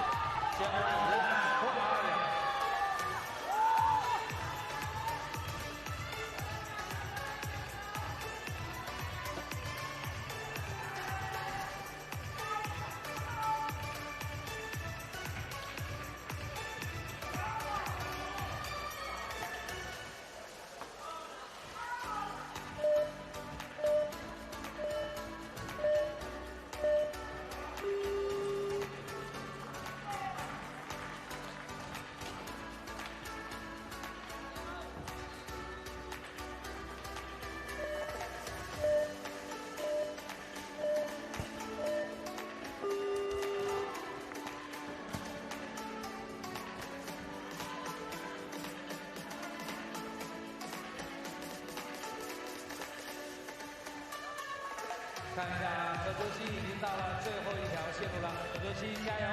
同时站在旁边的是117号伊朗的选手欧塞，come on！ 同时我们再来介绍一下名单里面的最右手边1号线路。Well, welcome back to another rotation. More athletes out on the field of play as we speak. Getting to grips has become into the last couple of athletes. Bingtang Wang from China, local legend, is on the scene. We have Ravianto Ramadan as well, one of the brothers. Someone's just posted a story of me asking a question about beer when he was climbing, so that made me giggle. And he is out on the mats as well. The slab in action as well, down on the left-hand side. It's been an interesting set of boulders. Looking at the scores, not particularly high scoring. They really did make it pretty brutal. And in fact, the boulders were tweaked from qualifying, last qualifying, when it got rained off. Look, a top there as well. Ravianto getting it done. Good work from him. Yeah, they thought that one of the advantages of the first qualifier being rained off was that the route setters could reassess, and they thought that it was a little too easy, the first qualifying set. So the new 10 they've come up with are harder, and you can see that reflected in the scores. Only really the top 3 getting more than 3. Toby getting 4 and a zone in his group. So yeah, low scoring, hard boulders. I do think it's what the athletes and you at home want to see. You don't want to see lots and lots of just flashes. You need to challenge the athletes. So good adjustments made by the setters, and it has made a difference.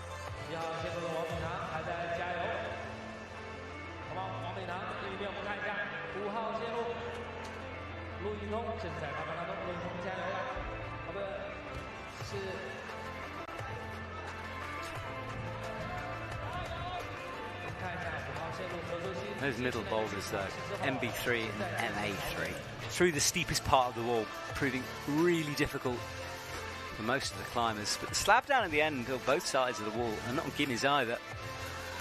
Good technique required. You really have to get those feet drilled into the small holes. And a big bump of the foot there as he sets himself up and misses that crimp on the right. And firing off that crimp is what we've seen all morning happen to the athletes. Big explosive pops. Hussein down on the slab, jumps up, trying to get that foot up, brings a left onto the banana hold. There is a right foot and a high left foot for him, but it's awkward to get onto.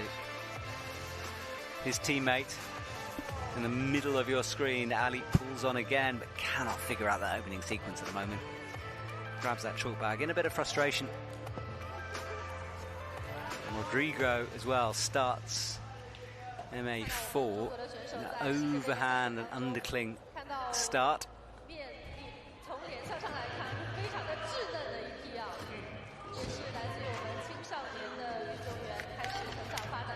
Lingtang Wang needs to make some progress here. Minute 20 to go. There's the crimp above his head, but no, he just can't get the angle to snatch at it.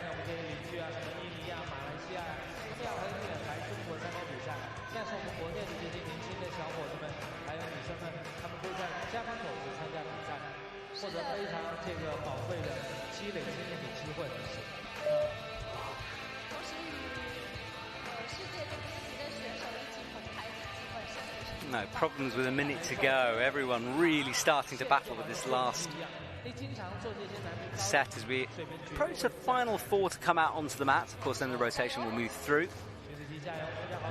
Scheduled to finish around about 12:20, so in about 40 minutes time this quali will finish. Finals come tonight, 7 p.m. Just the men, remember, women's was last night. You can go back and check all of that action, remember.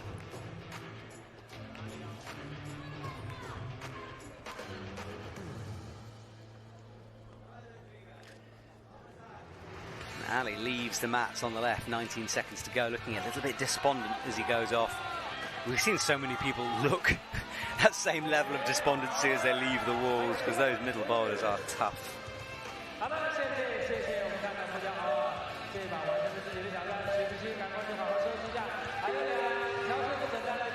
So the clock ticks down and brushes come out. There's a wonderful shot that a lot of our videographers try to get of the wave of brushes as they come through. There was Ravianto making a great top, and right next to him another top as well on that left-hand side in the Group B. Satsani Yoshida. High quality athletes, both of those two. Getting the work done. From the US, Simon Hibbler on MB1. Pretty new to the scene, coming into the senior team, and in fact the whole of US is pretty young at the moment. Kara Kondi who did incredibly well during qualifying the other day for the women. She's one of the veterans in this team now, showing and giving some advice on all of her experience. It's great to have her in that team. But yeah, Team USA with Natalia and Brooke and a few others missing. Jessie, for example. I'll be in Salt Lake, you'd imagine, but not coming to China. So a chance to test out some of the younger athletes, show them what this World Cup game is all about.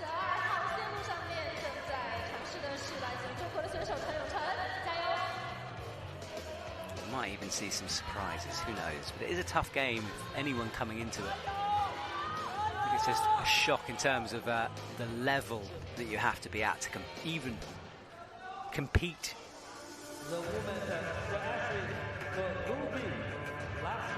The Chinese local, Junzi Hu, is on the far right. So there's another brother in the middle. This time, Raviandi, who's doing well, a bit like Jakob did with that heel on the left. But it's hard to make the final match with that heel. He's kind of changed it to a toe now, reaches out, and yeah, just that unlocking that final move is tough. Full-on sequence. We've just switched on. I think we're coming up to a reasonable time in the morning in Europe. So I know a lot of people are watching us from there. If you're wondering what on earth is happening, this is the qualifying round. Got rained off the other day. We're doing a different style of broadcast here. We can't really provide the TV graphics and scores we do normally. So what we're doing is this kind of slightly more laid-back approach. Interactive style. You guys have been sending me lots of messages on Instagram.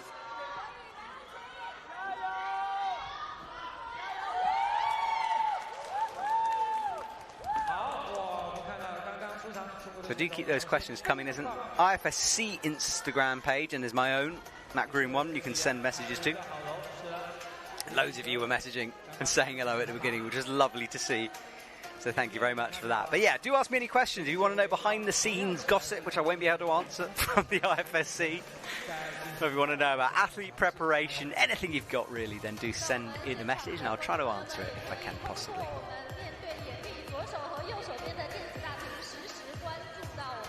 Kodai Yamada there is just putting on some liquid chalk on MB2.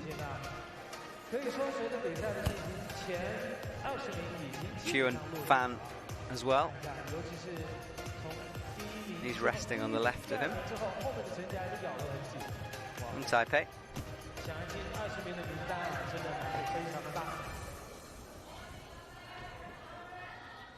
Lots of resting, not much climbing going on right now, but the slab is in action at the end.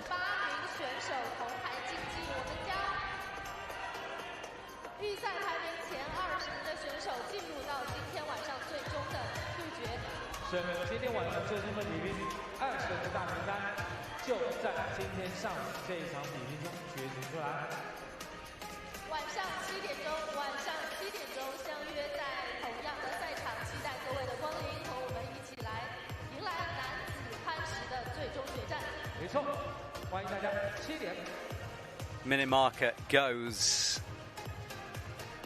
Raviandi is in that position again in the middle, setting himself up for the final move. Needs a big one, hits it this time. Holds the right hand. This will be special if he can match this.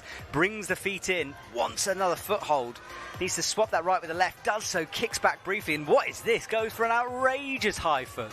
Surely not. A bicycle up there? My voice went all squeaky there. But that was an outrageous idea. I would love if that had worked. I don't think he's got enough time to go again, but fair play for thinking outside the box on that one. That was awesome.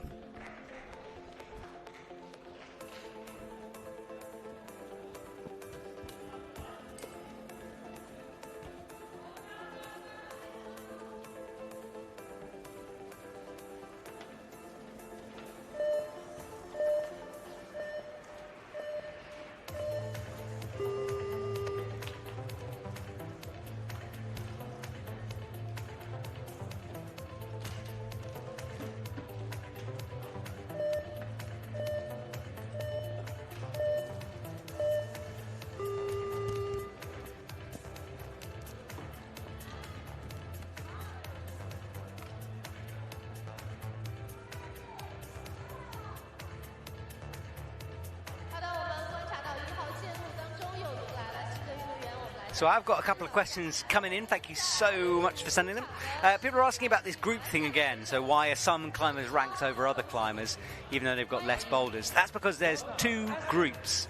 So although they're similar style of boulders, it's done within the group. So you can be ranked higher than another competitor on the IFSC list, even if you've done less boulders, because you're highest in your group.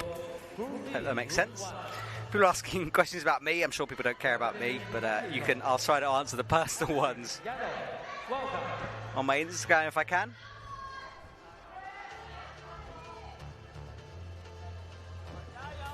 Yeah, lots of questions coming in. This is good. I'm just scrolling through, having a little look now. People are asking, Marco Fergo is asking whether it will affect the climbers. Yeah, it's a good question, I think, because certainly in terms of their preparation, it might get in your head. You know, this is different. They've had to wait around for a day. But obviously, they are all in the same boat, so everyone's dealing with this delay in the competition. In terms of the finals tonight, that's more interesting, I think, because certainly in Seoul, when we saw the same thing, it appeared that some athletes quite enjoyed it. They were very relaxed because there's less pressure. There's not just 6 people, there's 20. So I think it actually could improve the chances for some people later on. We'll have to wait and see, but, you know, everyone is in the same boat with it. Arta is saying, talk about the volunteers. Yes, so all of these events, we couldn't really run it without volunteers. We know climbing is a small sport. Money is sometimes tough to find, but volunteers really help to fill some of the gaps. A lot of the brushers are doing it for the love of the sport. So thank you to everyone. And there's so many people who work behind the scenes that you don't see on camera. You know, people making the food, organising ISO, physios, doping control, the TV crews. People working hugely late nights and working really, really hard in order to get this event going. So yeah, it's a good question, Arthur, and thank you so much for pointing that out, and personally, a big shout out to them.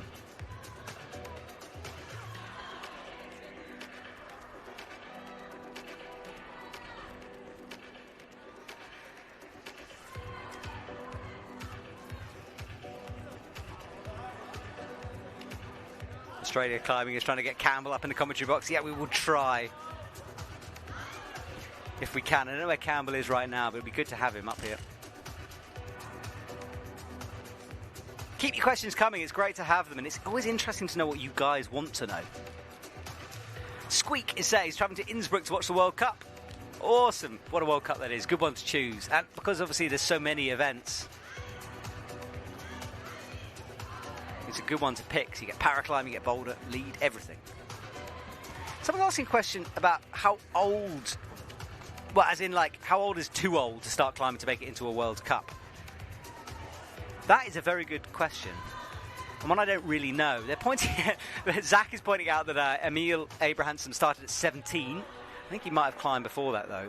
But yeah, I don't know the answer to that. I don't know the oldest level you start at. It's a great question. And I guess it depends, because getting into a World Cup, especially if you're from a smaller federation, is possible.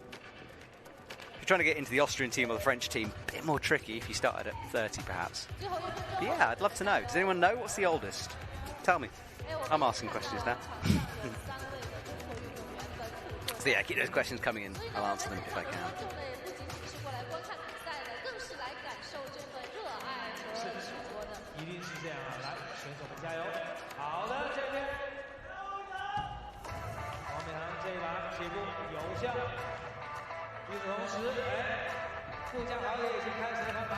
Right, 30 seconds to go of this round. Who have we got going on here? We have Yango Gasendo from Mexico. Yes, Team Mexico.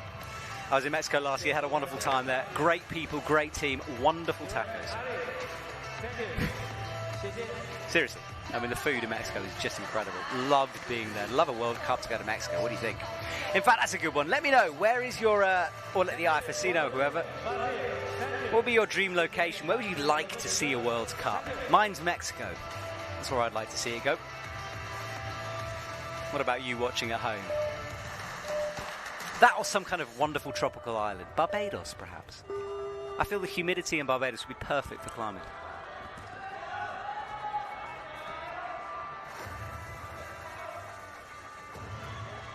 Just watching some replays of the previous round. This was the top. This Ramadan brothers doing really well at the moment. They are so cool to watch on the scene, especially in lead. Good representation of Indonesian climbing, those two. Sad not to be going to Jakarta this year, actually. Sort of got into a little routine. Hopefully next year. Gangming Shu is from Taipei. He's on the right. He's the last one out of Group A. So we'll start saying goodbye to A boulders soon.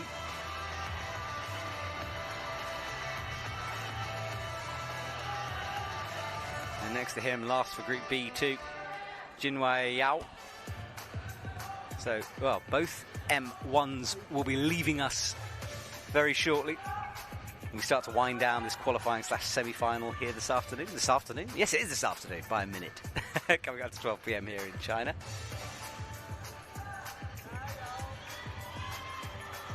Remember, if you want Keqiao in the commentary box, she needs a bit of persuading. She's training right now, which is far more important than being in the commentary box, obviously. But if you want to see her, maybe send her a cheeky message, eh?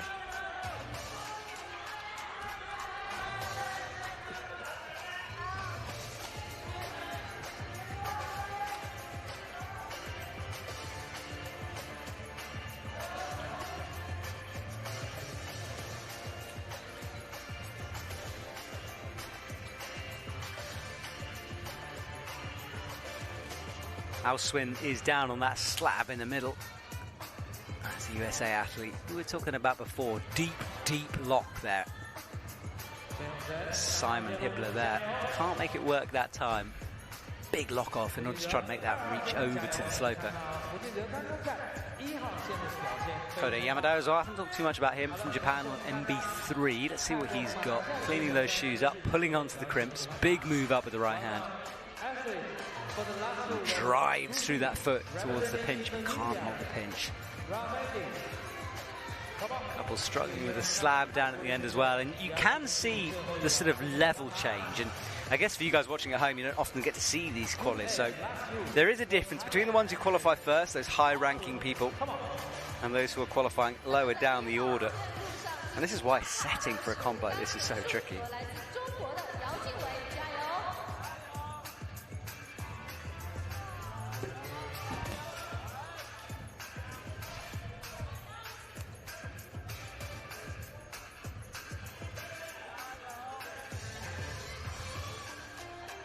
Peter Grundler is on asking me on Instagram that he missed his alarm. 5:45 he got up. He said the stream started 2 hours ago. Yeah, this is still the qualies you're watching right now. Oh, look at top from the Chinese crowd go crazy on that one, as they should. That was a great performance on MA2. Yeah, so we started a couple of hours ago. This is the qualies. This special rained off qualifying round.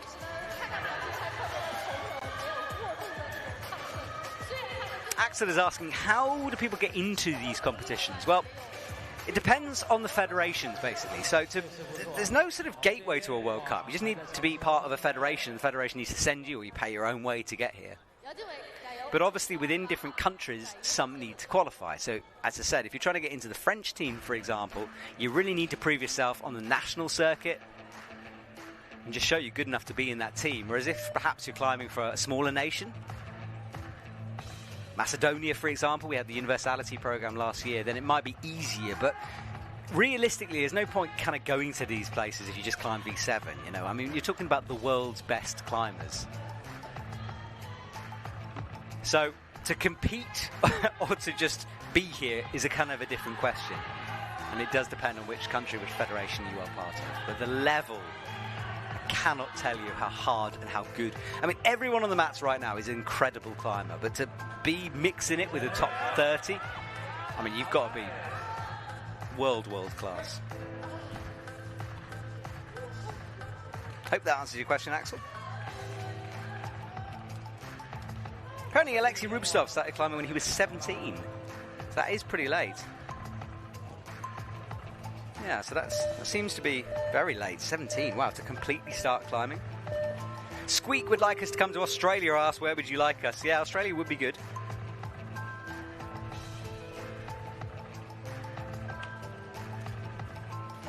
People are asking about OQS and universality programs. Yeah, there are places available for universality athletes if they qualify. So it does give some athletes a chance they might not have had. So yeah, that's sort of built into that Olympic system. 徐子淇和郭嘉豪已经到了最后一条线路，加油！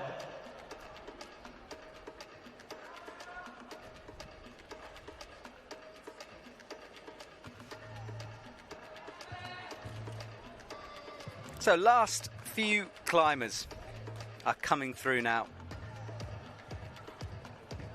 on this ginormous qualifying round that we've had in front of us here today. This is Auschwin's top there. Nice and casual.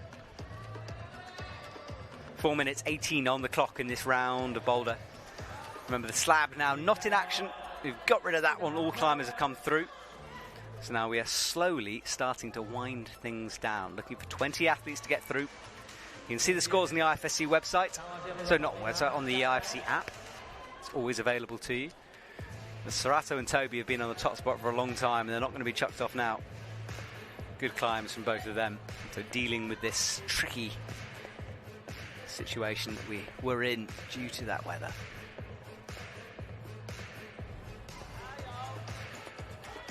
I'll let you sit back and enjoy this for a little bit without me prattling on for too long.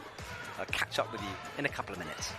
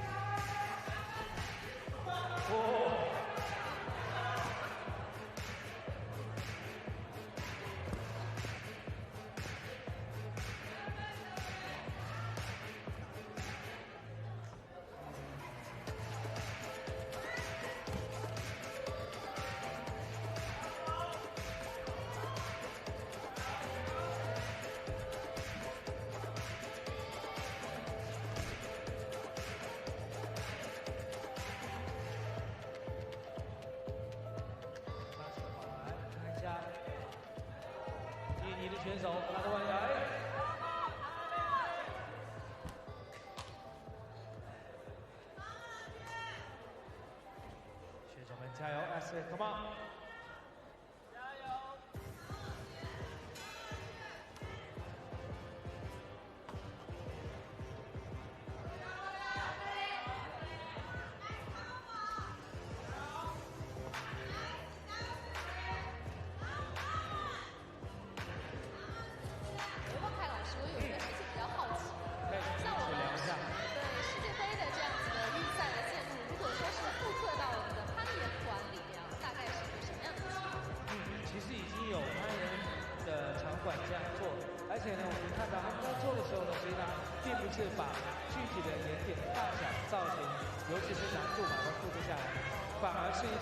Right, I'm back, everyone, and I've got an exciting announcement because Campbell Harrison will be making his way up to the commentary box. You asked for it, we provided.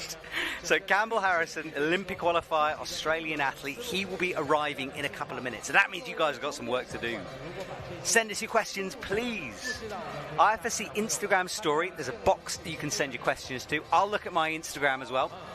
We'll be doing a little chat and interview with Campbell, who has just finished his qualifying round, so he'll be up here, covered in blood probably, sweaty, real, and in the commentary box. I can actually see him from my position. He's just watching in the sun, and the sun has come out here in the stadium, which will raise humidity just a little bit, making things tricky for these last few climbers out on the mats. And of course, dirt and sweat on the holds does play a bit of a part in it as well. A lot of athletes have come through and touched these holds, so not making it any easier for anyone out there. Started off this morning fairly overcast, not cold, but cloudy for sure. Probably means the heat is going to be raised in the building for tonight's finals, and what final it's going to be. 12 seconds to go as we rotate again. Chinese athletes at the end saying goodbye to their home crowd. Must be such a lovely feeling to do that, get that atmosphere from them, feel the vibes from the audience. Let's see some replays. Do love those brothers. Absolutely crushing from Team Indonesia. Okay, next rotation goes through. I've kind of lost where we're at now. Is Boulder 2 done? No, not yet. The last couple, I think, on Boulder 2. Yeah, it is. So that's Xu Ganmin and Jinwei Yao. They're on the final climbs.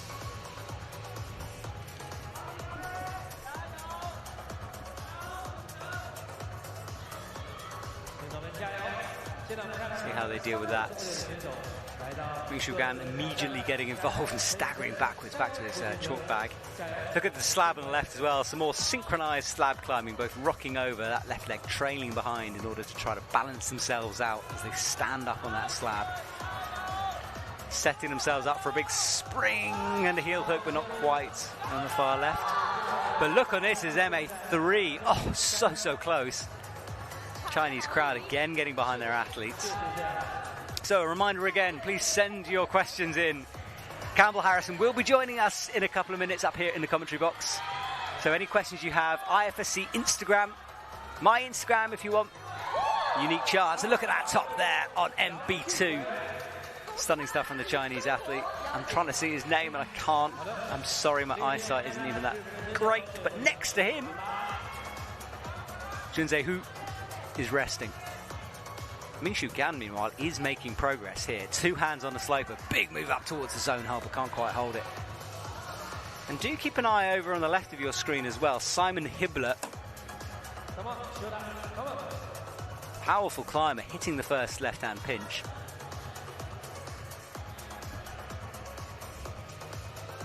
Kodayama as well is trying to figure out the sequence through those yellow volumes. Really techie with the feet, especially through that section.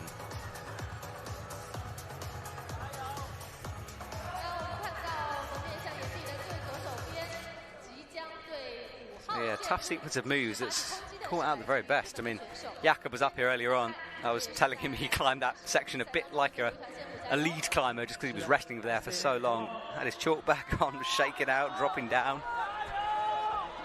That's a good work from him. And listen to the Chinese crowd. It's awesome to hear, really getting into it. And all the athletes as well, look, lining up at the front, but no, can't quite get their top in.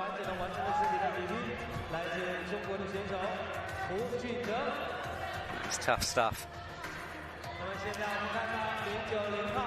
Reminder to you that if you want to catch up on some behind-the-scenes action, the World Climbing Club is a daily show that we're bringing out. I think we're going to try to roll it out throughout the season. The idea behind that is to give you a little bit more. So as well as just the highlights that we usually produce, we're trying to bring you some extra content, little features, what's in your bag perhaps, or chatting with the route setters. Maybe I get to climb a bit, I'd love to do that. We're talking about what is a slab on today's show, or nearly a top on the slab, because you forget sometimes. It's very easy when you're in this world to talk about terminology that we use all the time, but for new people coming in, it's confusing. And, you know, what is a slab? Someone asked me and messaged me the other day, so we'll be answering that question in the World Climbing Club. You can find the World Climbing Club on YouTube, so make sure you subscribe so you don't miss any of that action. And while you're subscribing, do subscribe to Instagram, Flickr as well. That's up there. And keep your questions coming in. I'm going to have a little look now. Remember, Campbell is coming up shortly. Question from Dane Peterson. Which climbers are you personally friends to stay active? Well, it's a good question, Dane. I try to keep a little bit of sort of... How do I phrase this? Sort of professional distance a little bit. So, of course, I'm friends with some of those climbers, and but I do try to, you know, my job is to talk about them. If I'm best mates with them, I feel that's a bit weird, so I try to keep a bit of distance, but of course there are climbers I hang out with, I go climbing with occasionally. And everyone on the circuit is really lovely. So questions from the IFSC Instagram. How do athletes choose what World Cups they attend? Good question. So it's a mix of things. It depends on the year as well. This year is a bit different because of the OQS, as we've discussed many times, people peaking at different moments. If they're at a certain level, let's say you're I don't know, Brook Rabbitoux of this world, then generally you get to pick what you want. So if you want to go to all of them, you can. But a lot of it is decided by the teams themselves. So they will select certain athletes for certain things depending on their progress and where they're trying to get to. Sometimes it comes down to financial reasons as well. Remember, a lot of the teams are not supported and athletes pay their own way. So it comes down to where can you afford to go to. If you live in Europe and you've got to travel all the way to China, it's expensive. So you might pick Innsbruck, for example, instead. Caleb is saying, a competition on a tropical island such as Aruba or French Polynesia. Yes, please, IFSC. Let's have a comp on a desert island. A few years ago, there was meant to be a speed comp on Bali, and I was very excited by that one, but it didn't pan out. Absolutely gutted. But yes, comps on desert islands would be wonderful, please. Now, just joining me in the commentary box is a man who all of you have been asking for. He's just having a sip of water, chilling out a little bit, because Campbell Harrison is in the box with me. Now, if you don't know who Campbell is, well, he's an Australian athlete. He's now an Olympic qualifier. He's shared the commentary box with me many, many times, and he's a lovely man all the time as well. So we're going to put him on air. Campbell, you have literally just come off the wall. Yeah, choked. Hands still choky, still kind of out of breath, but yeah. It's awesome to have you out there. So look, from the wall, tell me about your experiences. What are those boulders like? Because when I had a look at them, they looked savagely hard to me. Yeah, I think like when they had that cancelled round, I think the boulders looked like they were going to be kind of on the easy side. So they definitely stepped it up for this round, I think. I felt pretty good on the first boulder. I came out and flashed it, and I was like, oh, maybe it is an easy round. And then the rest of the round kind of proved to be opposite. It was quite hard and quite complex, and never really quite sure if you're doing the right beta, but it was a pretty good round for me, I think, especially for the first Boulder World Cup in quite a while for me. So, yeah, I'm excited with what I was able to do. Where are you currently standing? Are you outside of the top 20 at the moment? Outside of the top 20, but I might finish top 40, which would be a first for me in Boulder. Yeah, so, I mean, you must be strong then. Yeah, because I mean, I'm pretty consistently able to get around like top 40 into semis and stuff with lead, so the gap's always been there a little bit with the bouldering and trying to close it. My slab could use a bit of work still, evidently, but it's getting better along with everything else. Awesome. Well, look, we've got lots of questions coming in for you, so I'll ask you some of them. Okay, so someone asked, Campbell, as an Aussie, how would you rate Australians' progress in becoming a climbing country? Ooh, I think I would have to say I think Australian climbing is growing faster than maybe anywhere else in the world. I mean, a few years ago, you could count on one hand how many gyms we would have in my home city in Melbourne, and now I think there's like 20 gyms or something. I think, you know, the elite level of climbing there's quite a gap. There's like this elite level group of comp climbers who are, I think, a lot stronger than people think, just kind of inexperienced, and then there's this big gap sort of to like average gym climber. So for training at a World Cup level, it's maybe not quite there, but with the speed it's progressing and like just the sheer quantity of people we have coming through, I'm quite excited to see the growth of climbing over the next little while. I spent some time with Australian climbers recently, and I was impressed with how much like the whole psyche for climbing in the country seems to be. And you go to the Blue Mountains, for example, you know, everyone is climbing, and it's becoming a bit of a destination slowly, it seems. Yeah, for sure. I mean, we've got some really like stellar climbing destinations, and again, like some of the gyms that are popping up are really high quality as well. I don't think we have that like excuse anymore of, oh, we don't have the gyms or the holds, you know, maybe the boulders aren't as hard as you might find somewhere else, but yeah, people, like you said, people are just so psyched on climbing, and it's really just blowing up. Awesome, man. Well, we've got a question from Jakob, who's saying, how was your trip to Red Rocks and favourite climbs? I didn't know you've been to Red Rocks. I have never been to No, Red I was about to say, I haven't seen you do that at all. I'd love to go to Red Rocks. I don't exactly have like a list of boulders or of anything that I want to do, but no, I've never been. I will be heading to Salt Lake City, most probably, but not... I've never been to Red Rocks, sorry. Yeah, you have a doppelganger, clearly, in Red Rocks, crushing right now. So, yeah, apologies about that. Well, look, in terms of Olympic preparation, because you've qualified for that, and congratulations, because that was amazing to see. So much. I was saying to you the other day in isolation, you scared me, because you finished the boulder round, and you had a lot of work to do coming into that league competition. Yeah, it was, I mean... I was still in the bubble. I think I was only like 15 points behind or something, so I wasn't too worried. I think my biggest anxiety was maybe the setting wouldn't allow me to make up the distance. Like maybe I would top the route, but that still wouldn't be enough. That was kind of my biggest worry. But I don't know. I think I kind of had an out-of-body experience on that final route. It's the only time in my career where I can like genuinely say I think I was thinking of absolutely nothing else but the climbing, and it was kind of like a perfect scenario finish, and I really managed to like make up all that room and then some. And it was, very, very special. Yeah, it was amazing to watch, and I think a lot of people were saying how much you deserved it because, you work so hard, obviously, in training, but also you're a great representative for climbing, I think. So I'm so happy you're in. Another question from Jordan who's saying, are Sydney gyms harder than Melbourne gyms? Ooh, no, I think in general, the average Sydney gym is harder than the average Melbourne gym, but I think you can usually find harder boulders in Melbourne. But that is changing. I think one of the gyms in Sydney has started setting these like sort of next level grades specifically for their comp climbers, and that's maybe pipped us at the most. But yeah. Sydney has more hard boulders. Maybe Melbourne just has the hard ones we do have are maybe a bit harder. Is there a Sydney-Melbourne rivalry? Have I sparked something here? Oh, maybe a little bit. Nothing too harsh. Excellent, I like this. Question from Climbing Gems saying, hello, first of all, and do you ever climb outdoors? I used to climb outdoors a lot. That's something people don't know about me. Like when I was in high school, I would spend like all my school holidays climbing outside. And I think nowadays, I think Chloe Koskoi did an interview recently where she talks about just how psyched she is to go to the gym and like the volume of climbing she gets to do at the gym, the style of boulders really excite her. And I think I feel similarly. Like at the moment, it's not that I'm like foregoing rock climbing to be a better comp climber. I just really enjoy my routine of going to the climbing gym.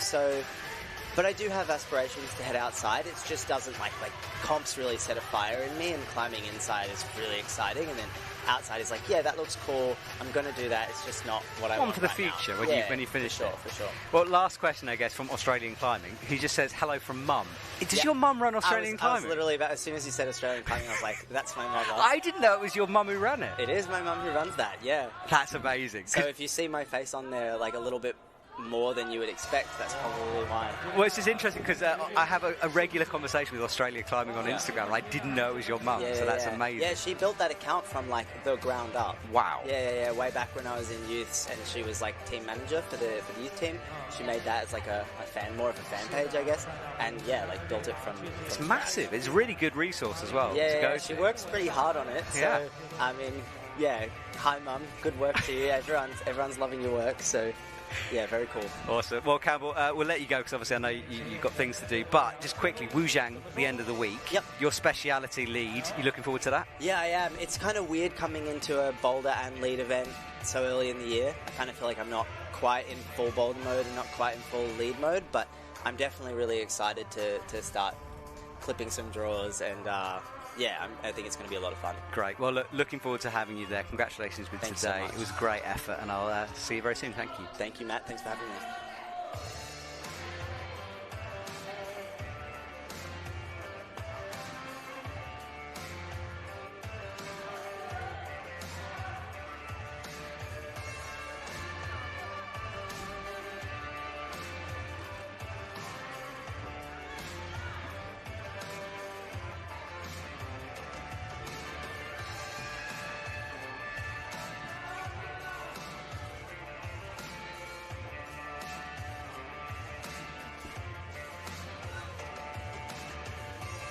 Well, thank you to Campbell for joining me in the commentary box. Really, really cool now. And we're in the last couple of minutes, really, of this competition. So I think we're done with our special guest. But big shout out to Marco from the IFSC for running around like a crazy man in the arena and finding everyone. So thank you, Marco, for all your hard work as well.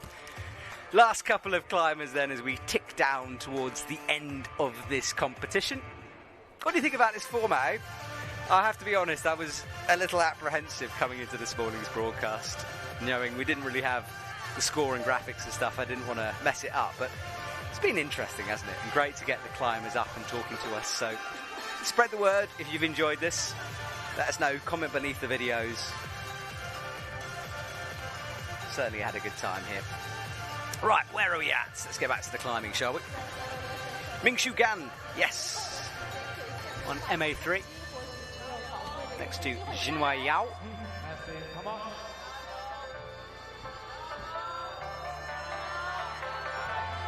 And Simon trying to rock up on that heel, but not really making that much progress on that one. 24 seconds to go. I think everyone's calling it. No, down on the slab.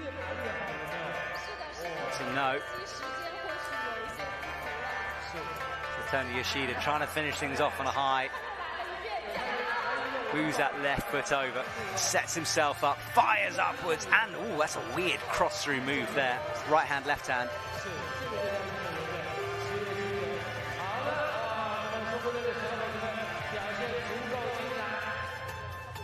Well, watch some replays, give you a break from my voice. I'll see you in a couple of seconds.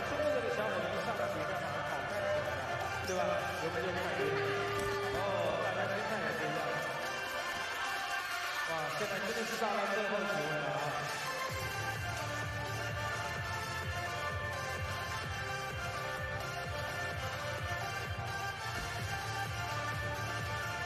看一下中国队的王子强已经到了最后一条线路。好的，我们看起来了，他们在了最后一条线路，取得更好的成绩，加油！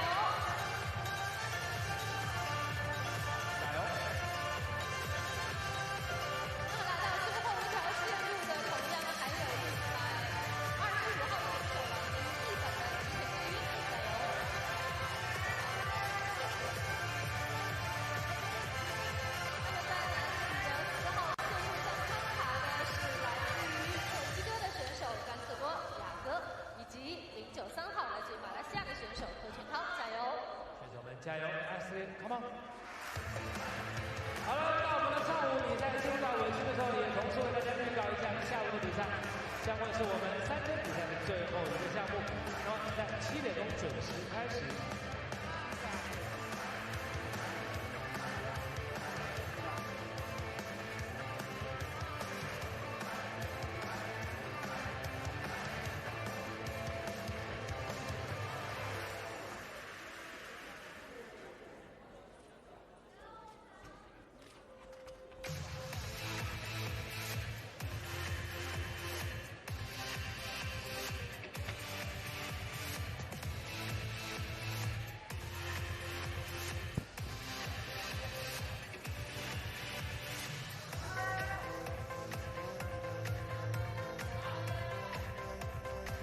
So, 3 minutes on the clock.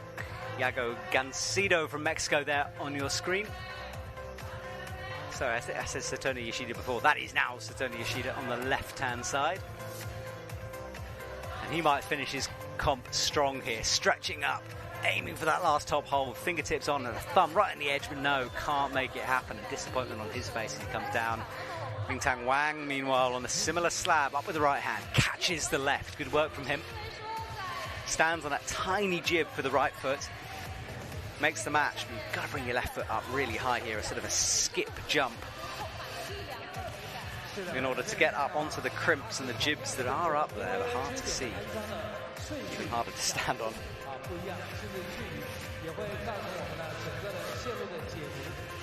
One is just touching there, trying to figure it out. It's one of those positions where you can stand fairly easily. It's moving off it is hard, and he does look back over his shoulder in disgust at what he was standing on. I understand that. Tao Ki Guan in the yellow tiger striped uniform has a look at the wall. Malaysian athletes just checking the clock, 1 minute 50 to go for him, so time to figure this out.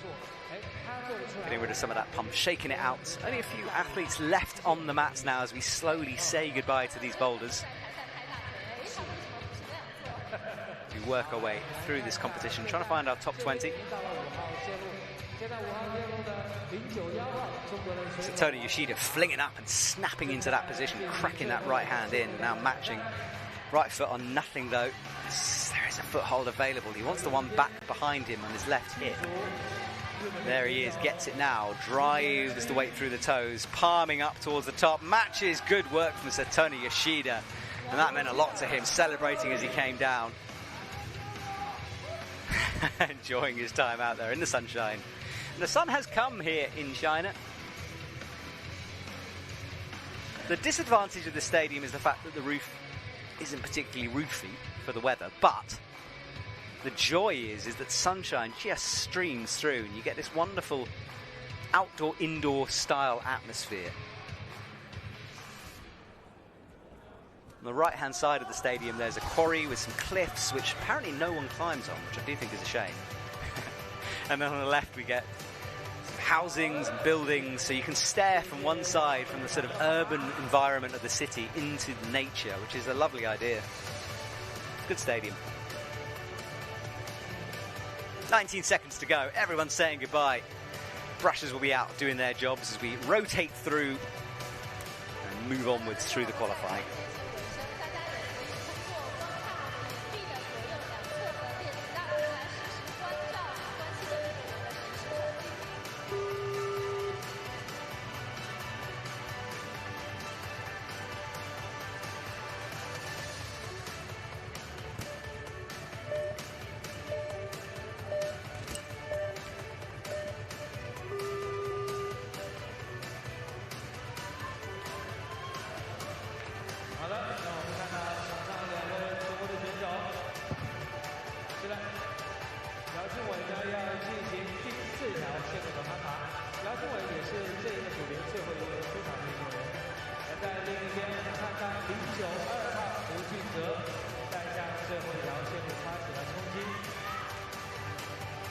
Introducing competitor for Group B, representing USA and America. Welcome, 7, welcome.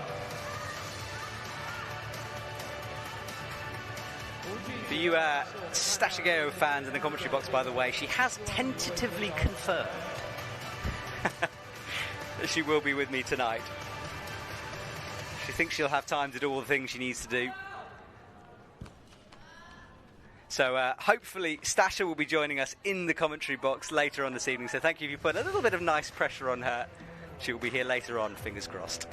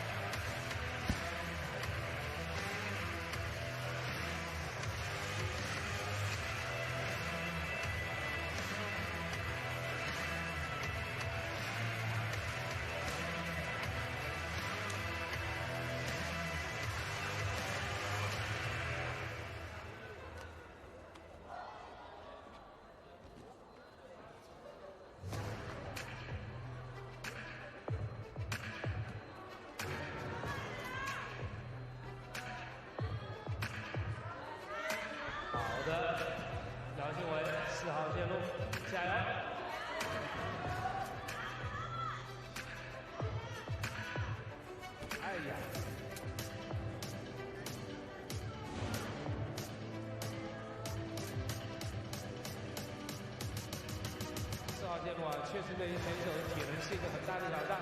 看一下 A 组最后一位出场的选手094号甘明树，再次向4号线路发起冲击。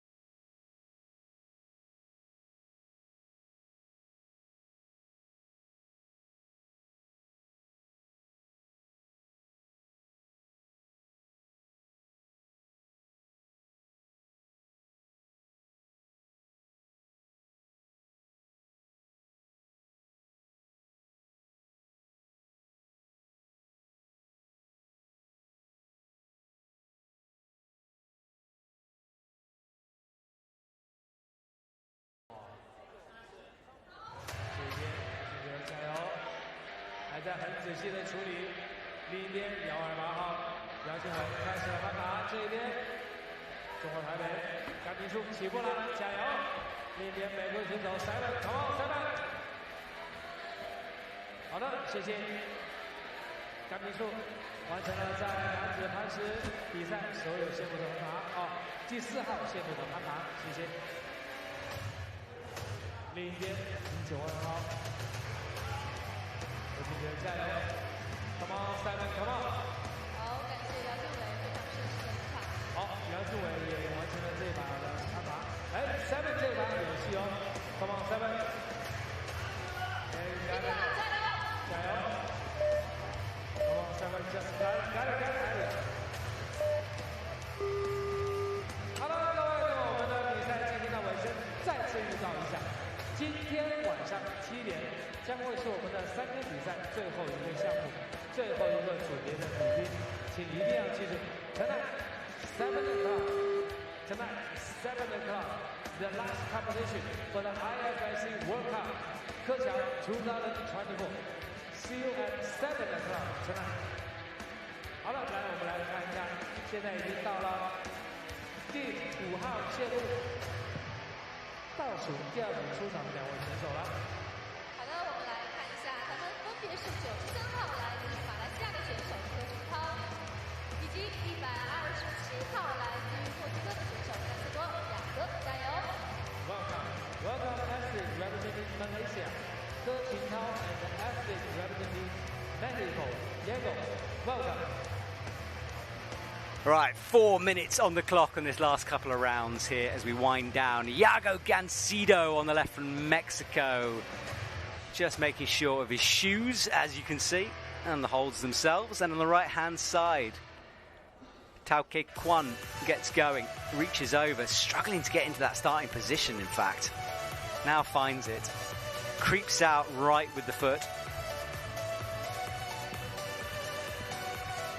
Certainly a tricky position for him to be in here with this.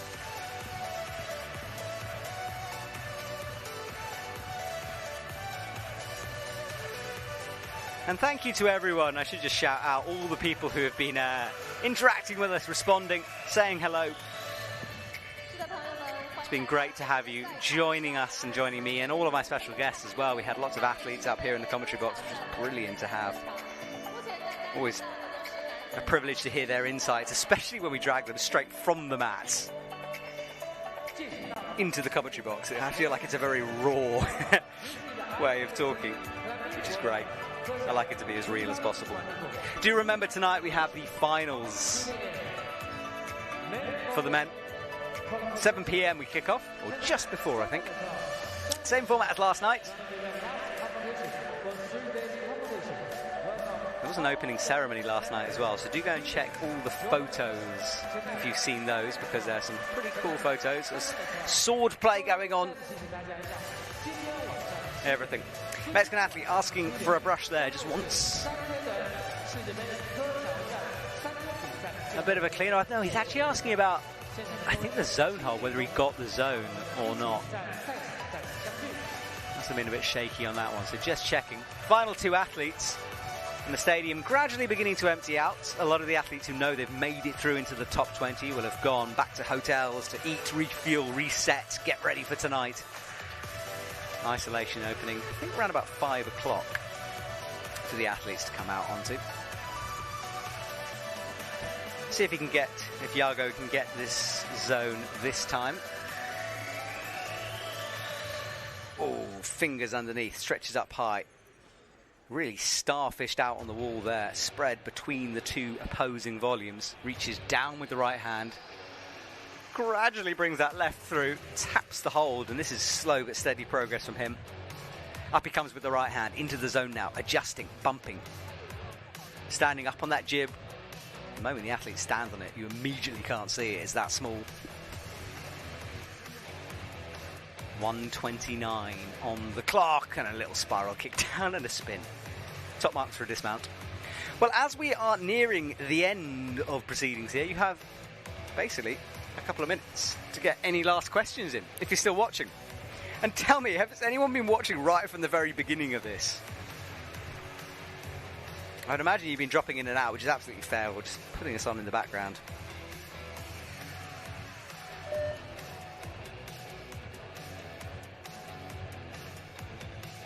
So any questions you have, IFSC stories on my own Instagram.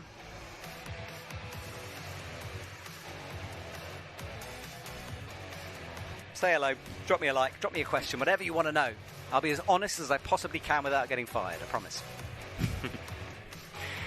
So the Malaysian and Mexican athletes alone on the wall on that slab. The black line, by the way, indicates the edge of the boulder. So technically the athletes, they can't, no technicalities about it, they can't go over that line with their feet or hands. They'll be disqualified from the boulder. So that's what that tape is. As for a lot of people, the qualifying is fairly new. You don't get to see it. So again, another advantage of the rain in a way is that you get to see some action you haven't before. Well, the round is done for those two gentlemen. They leave the stage. And I think that should mean that our last climbers are out and about. So you have your 5-minute warning for questions.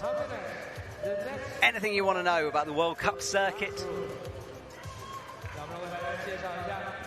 Behind the scenes gossip, perhaps? How do athletes train? I'll answer it as much as I can. A few questions coming in now.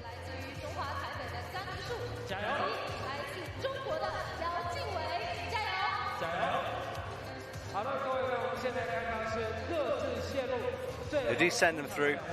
We're having a little look.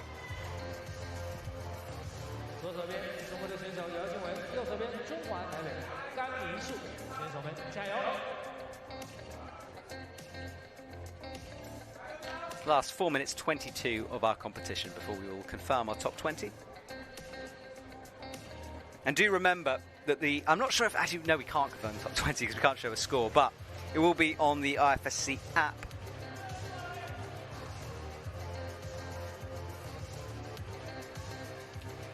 Andrew Explores is answering the age question we're talking about. He was 33 when he competed at the World Cup 11 years ago, but I'm not sure when he started.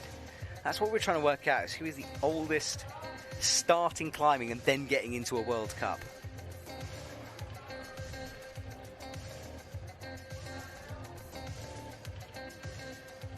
Scott has been watching since the beginning and loving it. Great way to start the day, he says. Thank you so much, Scott. Appreciate it. Made me smile, that, Scott. I'll send Yanya over. Or Jakob, maybe. Give you a training session. Can't promise.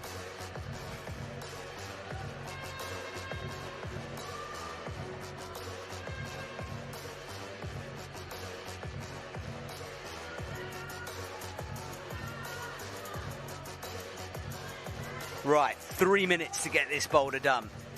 Last two athletes. That isolation would have slowly been emptying in the background.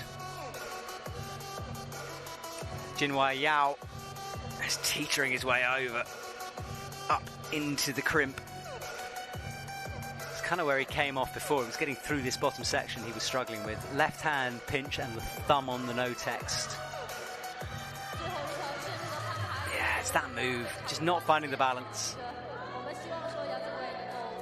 Some of these athletes will be their first World Cup, so really putting a lot of chalk on the bottom holes. I'm not convinced by that as a strategy. Although you want kind of chalk in your hands, often you don't want chalk on the holes itself. They act like little balls, you can roll off them. Although weirdly, speed climbers do chalk their feet.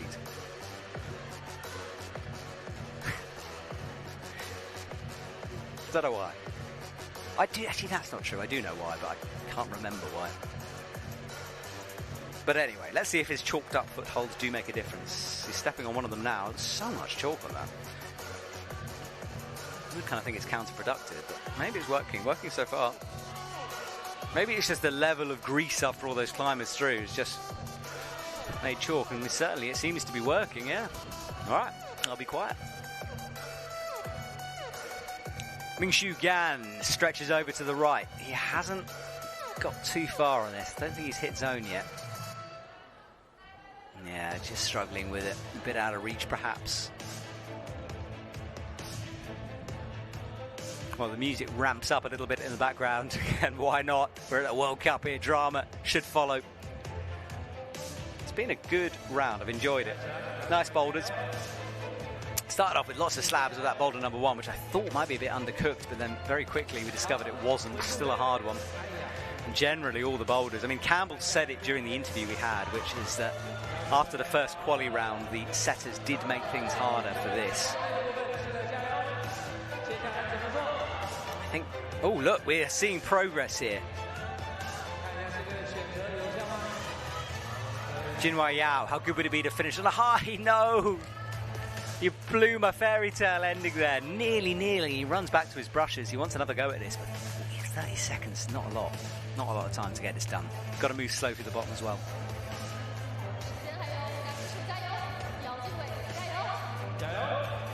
Let's see if he can do it. 25 seconds. Come on. Root for him now if you're watching. Jinhua Yao. No, head down. I think that is done. And with 16 seconds, I don't think we're going to see any more tops out of this qualifying round. Mingshu Gan as well. We'll call it a day with 8 seconds to go. No, he's getting back on. Go on, son. No, it's all done. Well, I think we'll wait to see if any more athletes come up and I've made a mistake, but I think that could be it. Let's see some replays first of all. Do remember, we will be back tonight. Stasha, as long as she doesn't get stuck in traffic, will be in the commentary box with me. It's been a while since I've been with her. And we'll be taking you through all of the action from the men's finals tonight. 20 athletes. Narrowed down to just 3. Well, we will say goodbye then. Thank you so much, and thank you for everyone working hard behind the scenes on this mammoth live stream. It's been fun. I've enjoyed it. I hope you have too. My name is Matt Groom, and I will return this evening for the finals. See you there.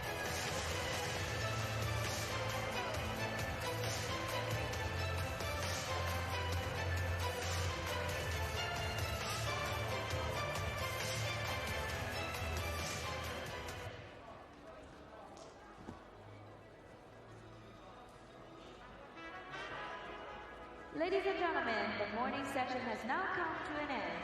We will come back for tonight's session at 7 o'clock p.m. We appreciate your attendance and would like to remind you to collect your belongings and dispose of any waste before exiting.